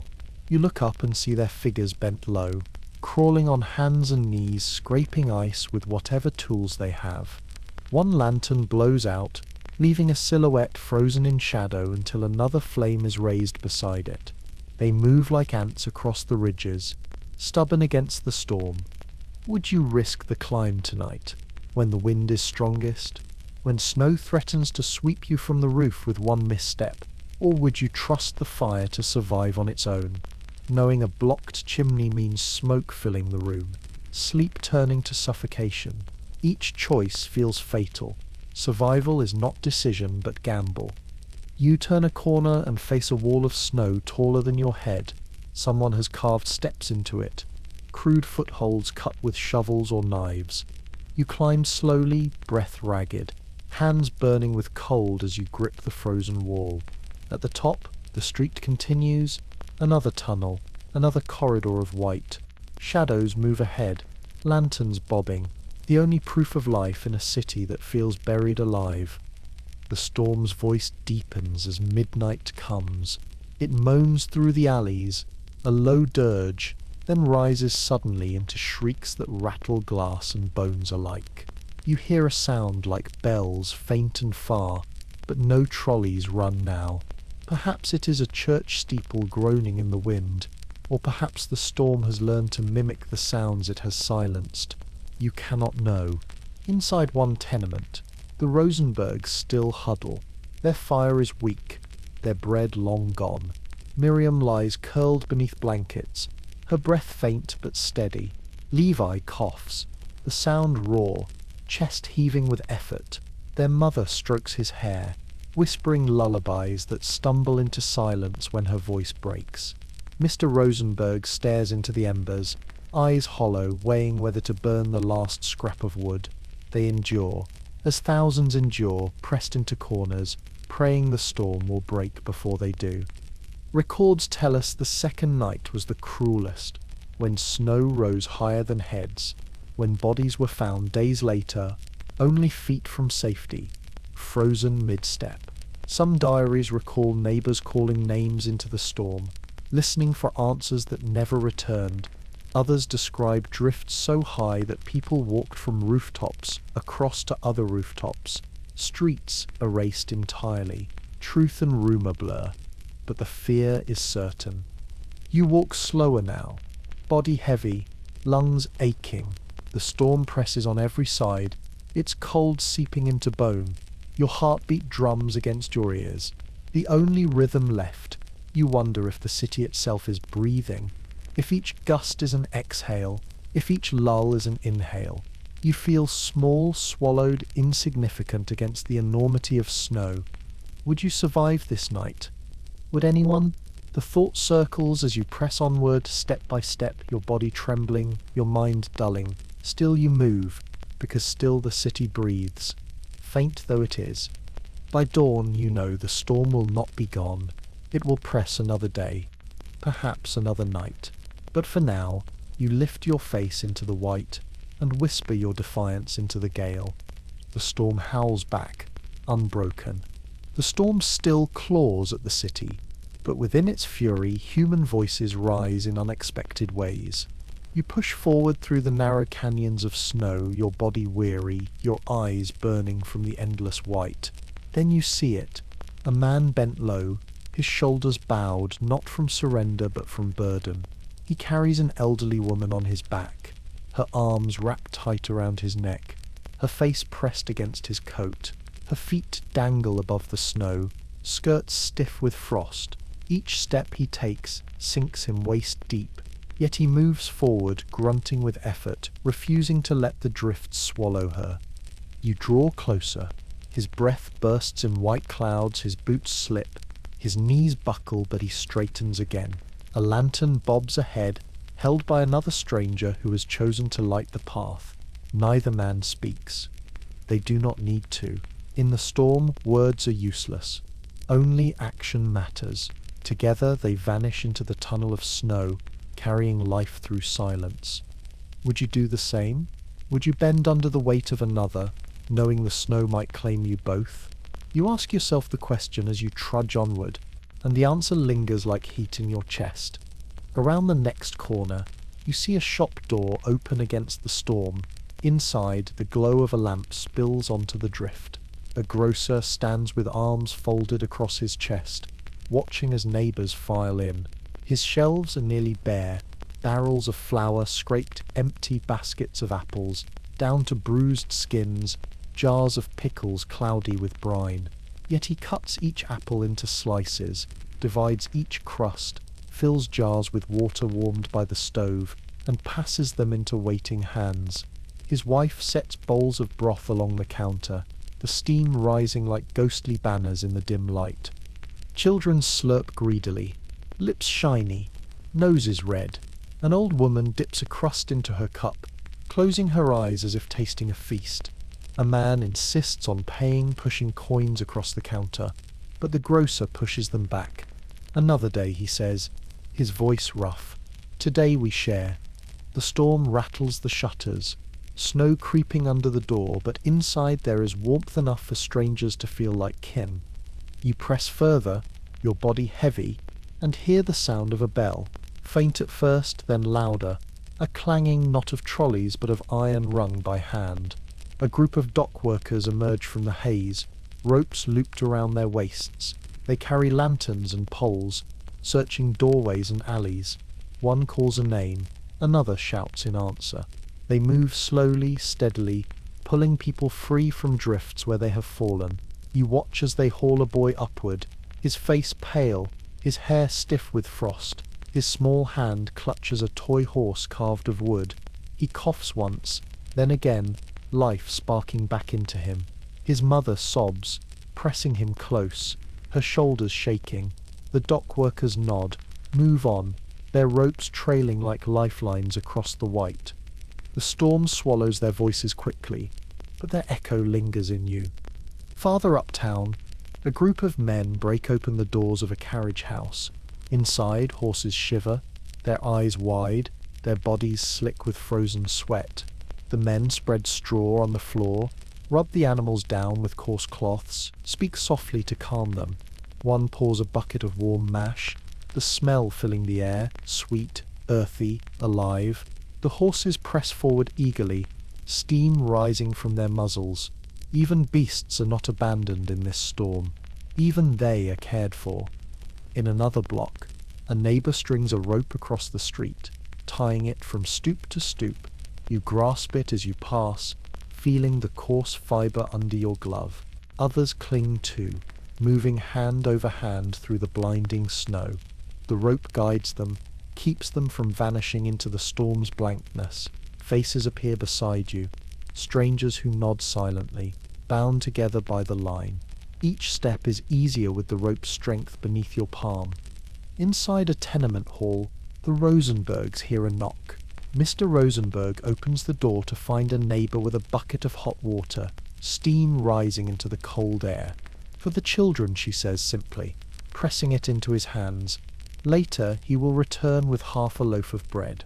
The exchange is wordless, a rhythm that repeats up and down the hall.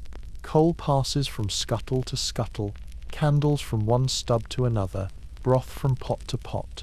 The storm takes much, but here in the dark belly of the building, people create abundance from nothing but kindness. Letters from survivors later note that the storm revealed a city's quiet heart, neighbors who had never spoken before sharing meals, strangers guiding each other through drifts, families opening doors to whoever knocked. Not every story ended in rescue. Some voices were silenced before help arrived, but many more lived because someone chose to act. You stop at a schoolhouse turned refuge.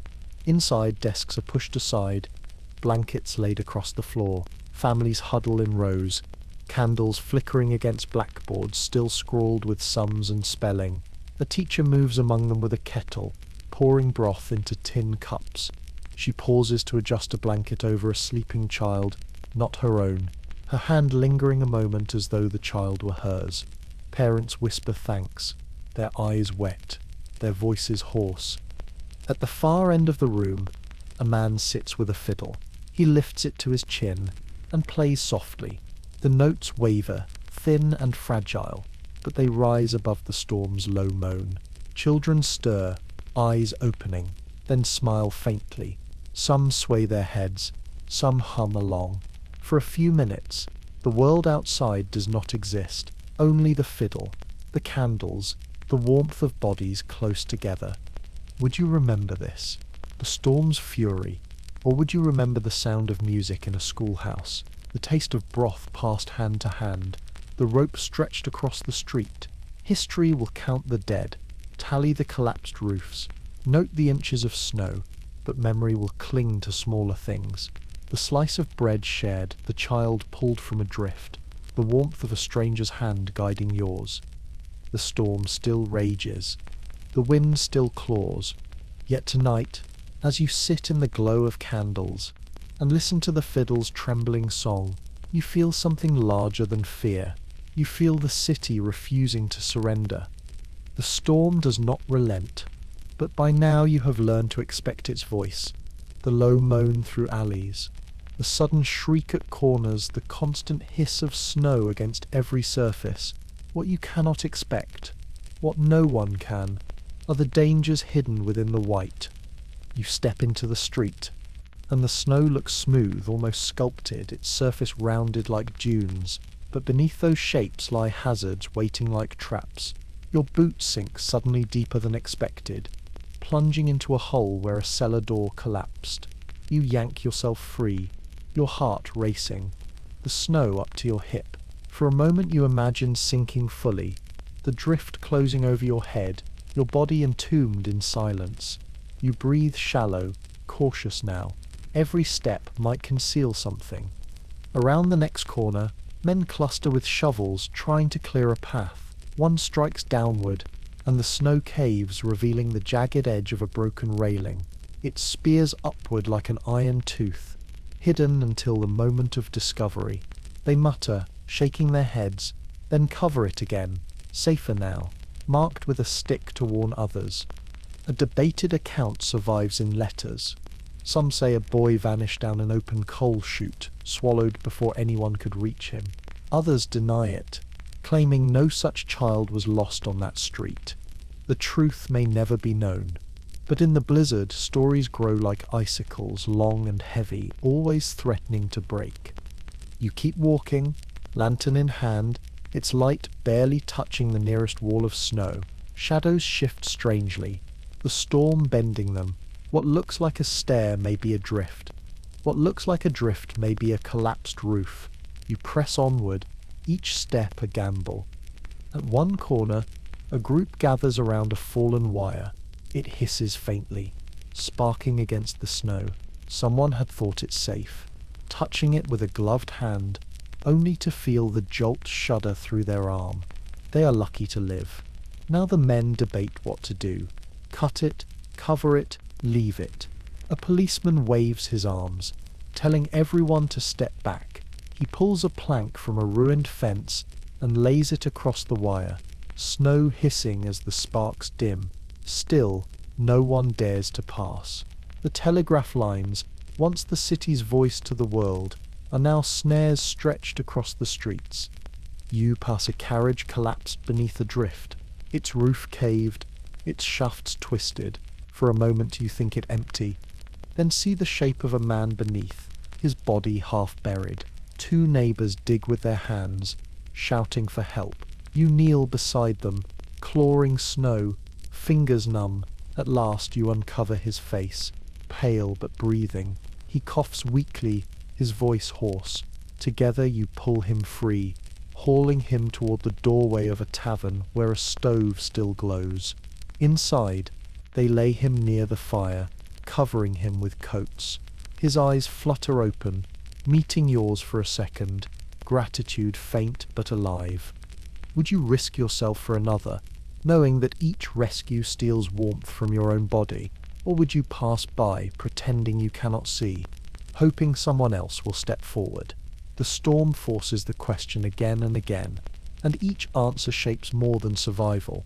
It shapes what it means to remain human in the face of white silence.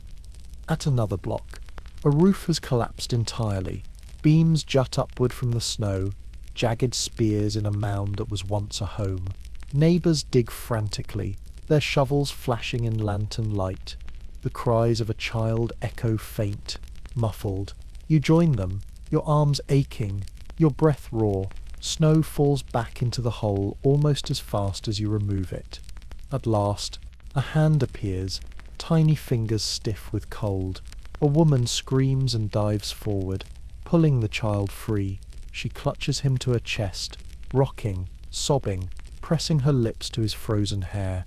He coughs, weak but alive. Cheers rise, trembling, breaking against the storm's howl. For a moment, the blizzard seems less powerful. The hidden dangers multiply.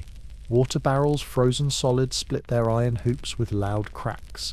Icicles fall from eaves like knives, shattering on cobblestones. A man slips beneath one, the shard grazing his shoulder. He stumbles onward, bleeding into snow that swallows the stain instantly. Children peer from windows, their eyes wide, their parents dragging them back from the glass with murmurs. Stay inside, stay inside. Inside the tenements, danger creeps too. Pipes freeze and burst, sending water across floors that hardens into glassy sheets. Fires gutter in stoves, smoke pressing back into rooms when chimneys clog. Families cough, eyes streaming, choosing between suffocation by smoke or freezing without flame. They open windows for breath and watch snow pour inside, filling pans and bowls until they overflow. The choice is cruel either way. You walk further and hear the faint groan of timber. Ahead, a stable roof sags under weight, snow sliding, beams trembling. Men inside rush to lead the horses out, their eyes wide with panic. The animals fight the rains, hooves slipping on ice, nostrils flaring. A beam cracks, a thunderous report, and half the roof caves, spilling snow into the stalls. Somehow, the men drag the horses free, pulling them into the street where they stamp and shake, their bodies steaming in the lantern light. The stable behind them collapses fully, sending up a plume of snow like smoke. The storm takes buildings as easily as breath. A fact presses in your mind. Dozens of structures collapsed under the weight of the blizzard of 1888. Barns, sheds, even houses flattened. Some families survived by chance. Others never crawled free. Letters describe neighbors digging for days to uncover what the storm had claimed. Looking at the ruins before you, you know the numbers cannot capture the sound of wood splitting, the sight of roofs folding like paper. You rest for a moment against a drift, your body heavy, your lungs raw, the lantern's flame gutters, its oil nearly gone. Shadows deepen, stretching across the snow. The storm feels endless, its dangers multiplying faster than courage can keep pace. Yet even here, even now, people lift each other, drag bodies from drifts, share blankets, hammer sticks into snow to mark hidden pits. Would you dare walk farther, knowing that each step might conceal a hole, a wire, a beam waiting to fall? The city offers no answer. The storm only hums its low song, indifferent. You tighten your scarf, lift your lantern and step forward again. The dangers are hidden, but so is the strength that faces them. By the fourth day, the storm is no longer an event. It is a condition of existence. You wake not to the question of when it will end, but whether you can continue through another hour. The city breathes shallowly, like a body weakened by fever. Coal piles are gone, bread is stale as stone, muscles ache from endless shoveling and trudging. Weariness hangs on every doorway, every window, every breath. You sit on the edge of a straw mattress in the Rosenberg's tenement. The stove glows faintly, embers dulled to a sulk. Miriam whimpers in her sleep, her small chest rising and falling with effort. Levi coughs again, the sound deeper now, his face pale. His mother strokes his hair with slow hands, too tired even to hum. Mr. Rosenberg stares at the scuttle, empty, and then at his shoes, as if imagining whether leather might burn long enough to count as fuel. Neighbors tap on walls, slower than before. The signals of solidarity still come, but they drag now, hollow with fatigue. A woman offers half an onion, her voice flat. Another mutters about walking to find coal, though she cannot lift her bucket without stumbling. The storm has not broken their will, but it has bent it low, ground it down until each act feels like lifting a stone. You step into the stairwell and hear the creak of wood under snow. The building groans with exhaustion too, its beams soaked, its plaster flaking. A lantern swings at the bottom of the stairs, revealing families huddled together. They do not speak. Their eyes are heavy, their breaths shallow. The hush is not peace, but depletion. Outside, the city has slowed to half its pulse. Those who walk do so with bowed heads, steps dragging, arms limp at their sides. Lanterns glow dim in their hands, wavering as though reluctant to burn. You see a man collapse into a drift, not with drama but with surrender. Two others help him up, but his body is slack, his legs buckling. He mutters that he is fine, always fine, yet his eyes are vacant, his lips cracked and bleeding. They half carry him forward, though their own feet drag like weights. Food lines stretch outside bakeries and shops, but the loaves are smaller now, sliced thinner, the broth watered down until it is little more than steam. Children hold mugs of liquid that smells faintly of potatoes but tastes only of salt. They sip anyway, clutching the heat as much as the nourishment. Their mothers' faces are drawn tight, hollow with hunger they refuse to admit. You pass a group of workers slumped against a wall, their shovels at their feet. They have been digging tunnels through the drifts, carving narrow paths so people might reach water pumps or outhouses. Now their arms hang limp, their shoulders sag. One man rubs his hands across his face, leaving streaks of grime. Another lights a cigarette, inhaling deeply though his lips crack and bleed. The smoke curls upward, vanishing into the storm. They do not rise. Their eyes close, their breaths slow, until a shout calls them back to their feet. Weariness is a gravity pulling them down, but still they rise, though slower, heavier, as though the storm has pressed weights onto their backs. Letters from survivors describe this stage of the blizzard as the hardest, not the first shock of cold, not the collapse of roofs, but the relentless drag of hunger and fatigue. People began to stumble in their speech, forget their tasks, sit too long in the snow. Diaries mention neighbours shaking each other awake, afraid that sleep itself had become fatal. You cross into a church converted to refuge. Inside, pews are lined with bodies stretched out under coats. The candles gutter low, the wax pooled and hardened. A priest walks slowly down the aisle, murmuring encouragements, though his eyes droop too. A child whines softly for bread, his mother whispering promises that tomorrow will bring more. Tomorrow always promises, but tomorrow never yet delivers. Would you keep walking, trusting your legs though they burn, or would you sink onto a pew, letting your body rest into the wood, closing your eyes as so many do? The temptation pulls like a tide. You shake yourself awake, force another step, another breath.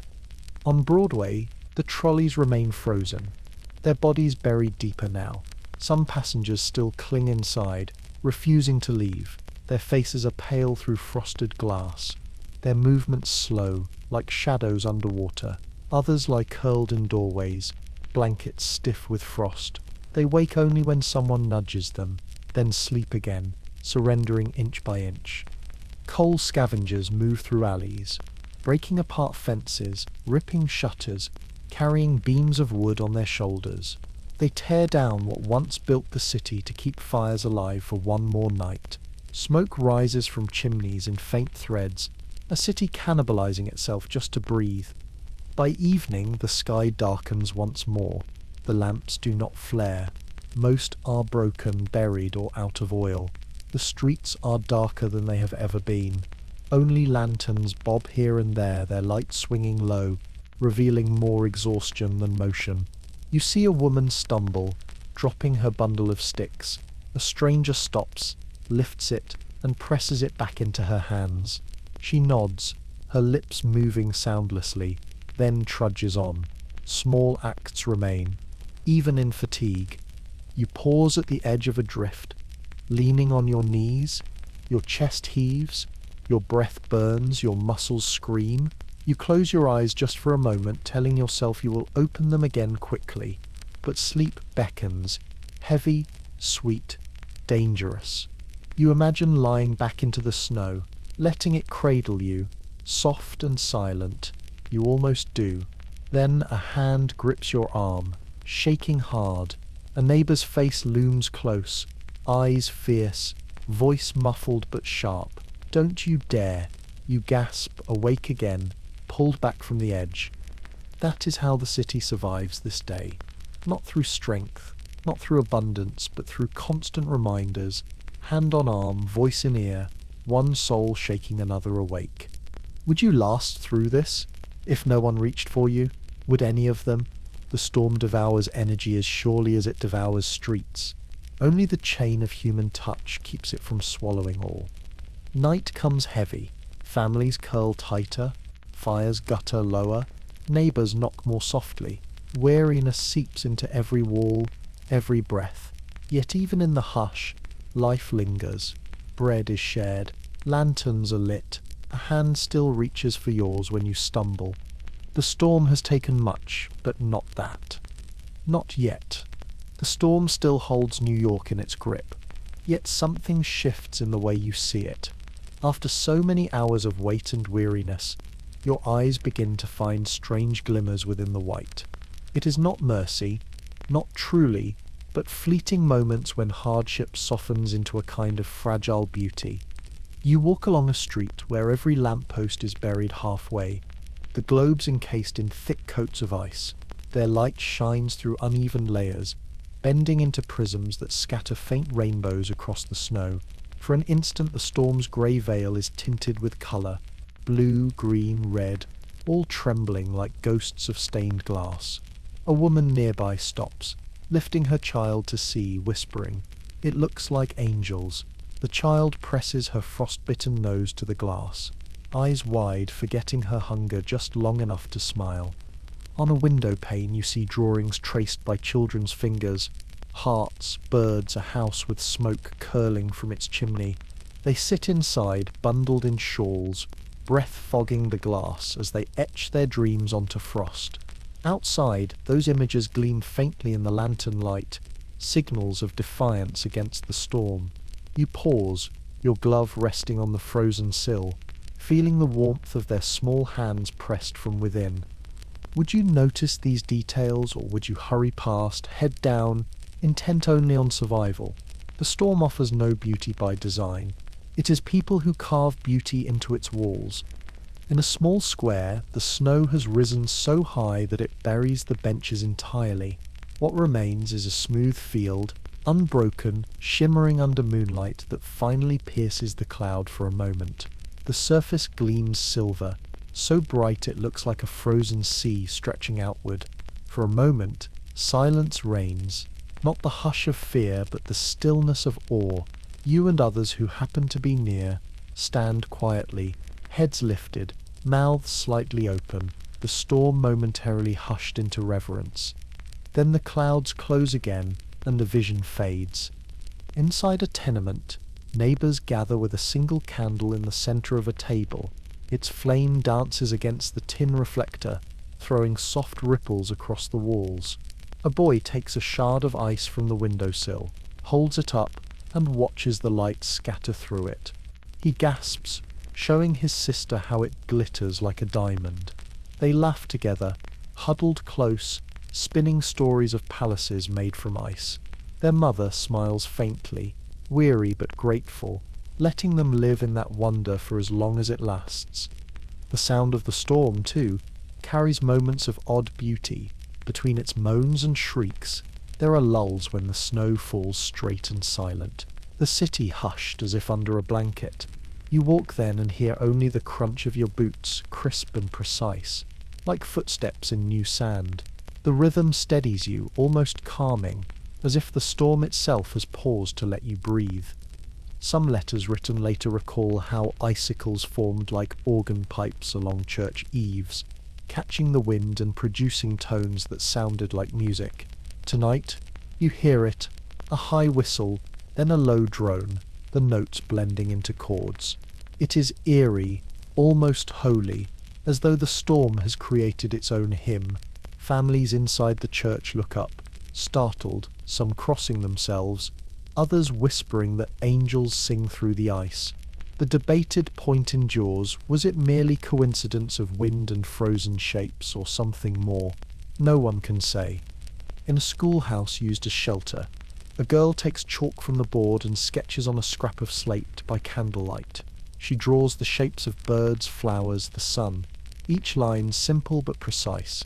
Other children gather, their eyes following her hand. She finishes with a flourish, holds it up, and for a moment the storm is forgotten. They cheer softly, clapping mittened hands before the slate is passed to another who sketches a house, then another who draws a horse. In the midst of hunger and fear, they build a gallery of imagined spring. You step outside again and find a group of workers paused in their shoveling. They lean on their tools, faces lit by lantern glow, snowflakes fall thicker around them, each catching the light in a way that makes the air sparkle. One man chuckles softly, reaching out a hand to catch a single flake, marveling at its star shape before it melts into his glove. He shows it to his companions, and for a moment their shoulders lift, their exhaustion eased. Even in labor, there is wonder to be found. Would you let yourself notice, or would you bury your eyes against the storm, refusing to see anything but danger? Beauty here is not gift, it is choice. To find it requires courage equal to survival. By night, the city glows strangely. Smoke from countless stoves rises into the gale, and the wind whips it into ribbons that glow faint under moonlight. The rooftops shimmer with frost, edges glinting like silver blades. In one courtyard, neighbors place lanterns inside glass jars, burying them halfway into snowbanks. The jars glow like jewels, soft and steady, guiding children back from the outhouse, marking paths where none exist. From above, the scene must look like stars fallen into the city, each one pulsing against the white. In the harbour, the frozen river glitters under thin moonlight. Sheets of ice pressed together, rising in jagged ridges, their edges shining like polished steel. The groan of their collision echoes like drums. For sailors stranded on their ships, the view is both terrifying and beautiful. An ocean arrested mid-motion, carved into sculpture by cold. One writes later that he thought of cathedrals, the frozen river a nave of light and stone. Inside the Rosenbergs' apartment, Miriam traces shapes on the frosted window with her fingertip. She draws a sun, her finger squeaking faintly. She smiles, whispering that tomorrow will be warmer. Levi coughs but watches her anyway, nodding as if her art could make it so. Their mother stirs broth on the stove, humming, and the tune blends with the scratching of finger on frost, turning survival into something gentler. By the time you rest that night, the storm still roars, but the images remain. The rainbow in ice, the children's drawings, the lanterns in jars, the strange hymn of frozen pipes. You lie down, breath slow, and realize the storm has not stolen beauty. It has forced you to look closer, to notice the smallest flickers, to find warmth in places you might have ignored. Would you remember the hunger, the exhaustion, the fear, or would you remember the brief shimmer of colour in snow, the child's drawing on frost, the sound of ice singing? Memory will choose, long after the storm has ended. And tonight, even in exhaustion, you choose beauty. If you enjoy these stories, a like or subscription truly makes a difference. It's an excellent way to support this channel and me personally. So, if you feel inclined, please consider liking this video and subscribing. I really appreciate you being here. Thank you. You wake to silence. Not the muffled kind that the storm forced upon you, but a true pause. The wind has lowered its voice, no longer shrieking, rattling shutters like an angry hand. Instead, the air carries a stillness heavy and strange, as though the city itself has fallen asleep. You push open the door, and this time, snow does not pour inward like an attacker. It drifts gently, like lazy flakes that circle and fall, as if reluctant to land. The The drifts remain, high as rooftops in some streets, swallowing fences, sealing stairwells, burying carriages. Yet there is a difference, you can feel it in the air, lighter somehow, less cutting against your cheeks.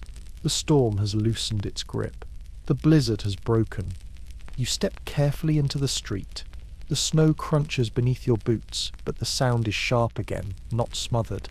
Above, the sky shows patches of pale, hints of blue piercing the endless grey. A strange light spreads across the city, silver and fragile, glinting off the ice that coats every edge. The silence holds you still. After days of roar, this quiet feels unnatural, like standing in the pause between heartbeats. Neighbours begin to emerge, blinking into the brightness.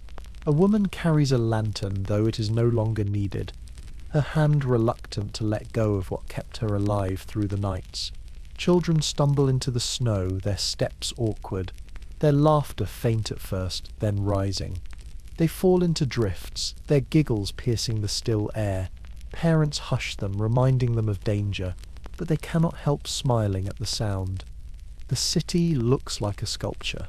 Icicles hang like swords from eaves, fences rise only as faint humps beneath the drifts, rooftops curve under frozen domes. The telegraph poles lean, wires drooping in heavy arcs coated in glassy sleeves of ice. Some wires lie snapped, their ends buried, sparking faintly when touched by the light. You climb a ridge of snow that once was Broadway. From the top, the view steals your breath. The city stretches as an ocean of white rooftops like islands, chimneys like masts, plumes of smoke curling into the pale sky. For days it has felt like a graveyard, but now, with the wind softened, those curls of smoke look like signs of life, stubborn, fragile, but undeniable. Would you feel hope here, standing above a city half buried, or only the weight of all it has lost? Both truths press into you at once. The thaw is not gentle. Ice begins to crack with loud reports, like gunfire echoing between buildings. Gutters split, sending cascades of shards to shatter on the stone below. Snow slides from roofs in sudden avalanches, slamming into drifts with hollow thuds. You hear screams when one avalanche crushes a shed. Though no one was inside, people dart nervously, heads lifted to watch the eaves, wary of the sudden falls. Still, the air is easier to breathe. You inhale deeply, the cold sharp but no longer suffocating. For the first time in days, your lungs feel your own. Crowds gather with shovels and boards, hacking paths through the drifts. Men form chains, lifting snow one scoop at a time, clearing alleys so that doors can open. Women carry buckets of water. Children gather kindling from broken fences. The rhythm of labour fills the silence, replacing the storm's roar with human sound. It is slow, exhausting, but it is something other than fear. You pass the harbour. The river remains locked in ice. The ferries still trapped, their hulls moaning as the tide shifts beneath them. But the sky above brightens and a gull wheels overhead, its cry piercing the stillness. It is the first bird you have heard in days, and its voice carries farther than you expect. Sailors on deck raise their heads, watching, nodding. If the gull has returned, then so too will the river. In the terminals, stranded travellers stir. Some creep to the doors and find that snow no longer slams against them, only piles in silence. They push with shovels, carve small gaps, let in the new air. Families step outside blinking, their eyes watering at the brightness. One woman kneels and kisses the snow. Her lips roar against the cold, whispering thanks that she has lived to see daylight. Records say the storm officially ended on March 14th, though its weight lingered longer. Some diaries write that by the morning of the 15th, streets were passable again, barely. Others claim the drifts held for weeks. Truth is somewhere between. The storm passed, but its body remained heavy and stubborn, refusing to leave quickly. You walk through streets transformed. Children slide down drifts as if they are hills, their laughter echoing. Men pause their shoveling to watch, smiling faintly, despite exhaustion. For the first time since it began, the storm feels less like an enemy and more like a memory already fading. Yet its dangers remain. A boy tumbles beneath falling snow from a roof. His friends pull him free, laughing nervously, shaken by how close he came.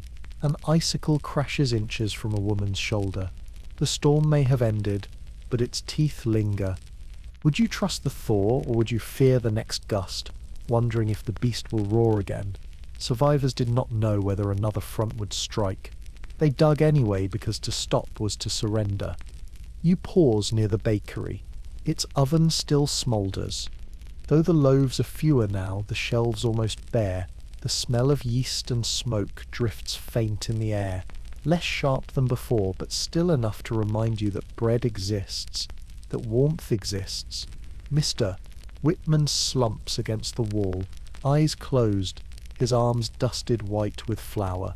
He has baked through the storm, and now his body demands its due. His wife strokes his hair, whispering softly.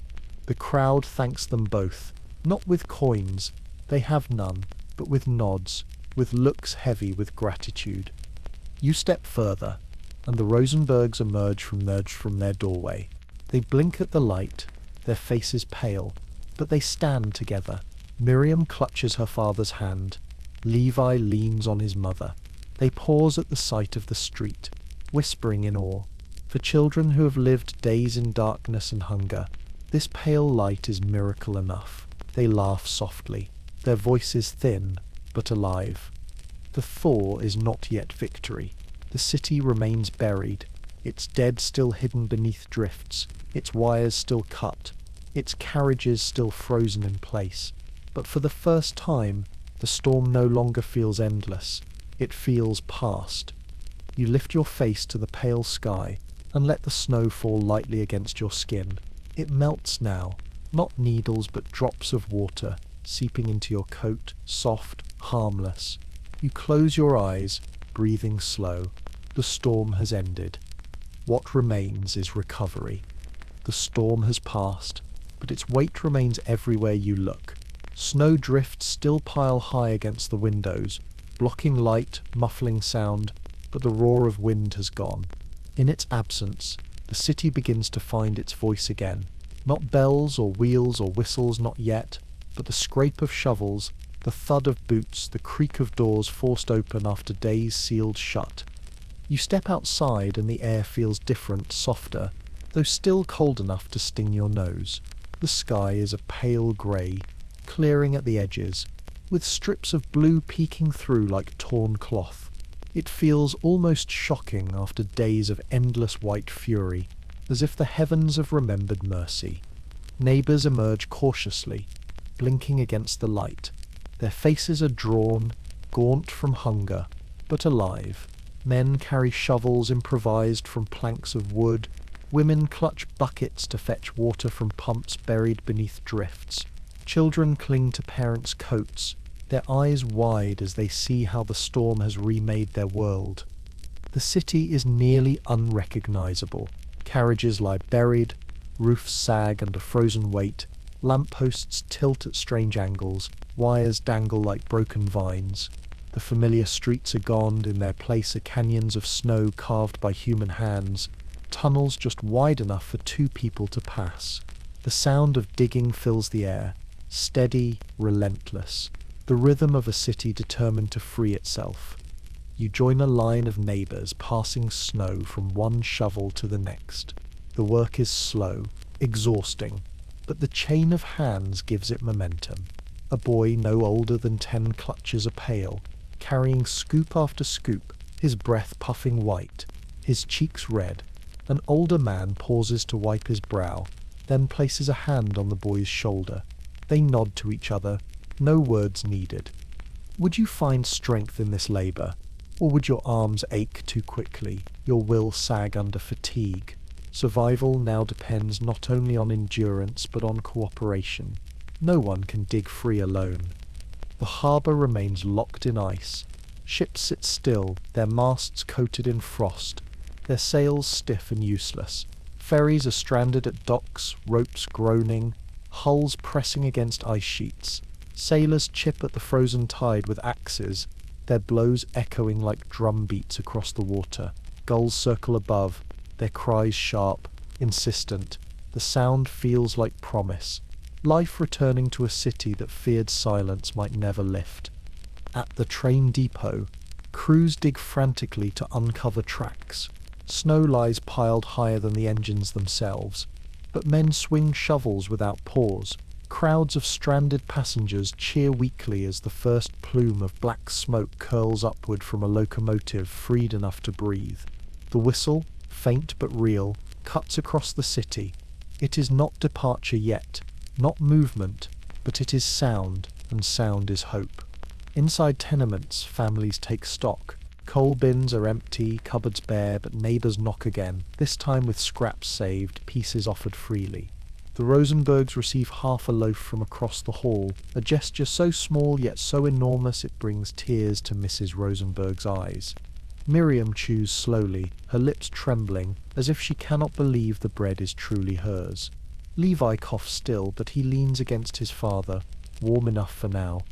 In bakeries, ovens fire again, fed with wood stripped from fences and furniture. The smell of bread drifts across streets, faint but unmistakable, drawing people from their homes. Crowds form quickly, waiting with coins, with promises, with nothing but open palms. The bakers divide what they can, knowing it will not last, but refusing to let anyone leave empty-handed. In churches, bells ring again, though cracked and hesitant. Their tones are not clear, some muffled by ice still clinging to steeples. But the sound spreads across the city, a reminder that time moves forward. Congregations gather not for worship alone, but to mourn. Funerals begin, small groups carrying bodies wrapped in blankets to graveyards where shovels break through frozen ground. Records say hundreds perished in New York alone, some frozen on the streets, some lost beneath collapsed roofs, some taken by hunger in rooms too cold to sustain. Families bury them quietly, with prayers whispered into hands clasped against the wind. And yet, alongside grief, comes resilience. Children carve slides into the drifts, their laughter echoing across canyons of snow. Men harness horses again, hauling sleds piled with supplies. Women sweep stoops clear, reclaiming thresholds buried for days. The city begins to hum, faintly, hesitantly, but unmistakably. Would you call this survival or rebirth? Perhaps both. The storm has taken much, but in its aftermath, the city feels sharpened, alive with the knowledge of its own endurance. Letters written after recall that the blizzard of 1888 spurred change. The collapse of telegraph wires and elevated trains forced the city to dream of underground systems, wires laid beneath streets, railways carved into the earth, a subway safe from storms. The tragedy reshaped the city's future. Even as it scarred its present, survivors would tell children and grandchildren of the days when snow buried New York and only kindness and grit kept it breathing. You walk along Broadway, now a canyon of snow cleared just enough for passage. People stop to talk, to exchange stories. One man describes how his family survived 3 days without food, melting snow for water. A woman recalls neighbors pulling her husband from a drift. Children boast of tunnels they carved between rooftops. Memory becomes its own currency, stories traded as proof that they endured. As dusk falls, lanterns glow again in windows, brighter now against the softening storm. The wind has calmed to a sigh, flakes drifting gently. The city exhales too, weary but alive. You stand at a corner and watch neighbors dig, hear children laugh, smell bread rising. You feel the pulse of New York returning, faint at first, but steady, unstoppable. Would you remember the hunger, the cold, the fear? Yes, but you will also remember this. The moment the city rose from its white grave, shaking itself free, carrying scars but still breathing, still burning with life. The storm is gone, the people remain, and in their endurance a new city begins. The storm drifts away now like a memory fading at the edges. The streets that once howled with wind are hushed.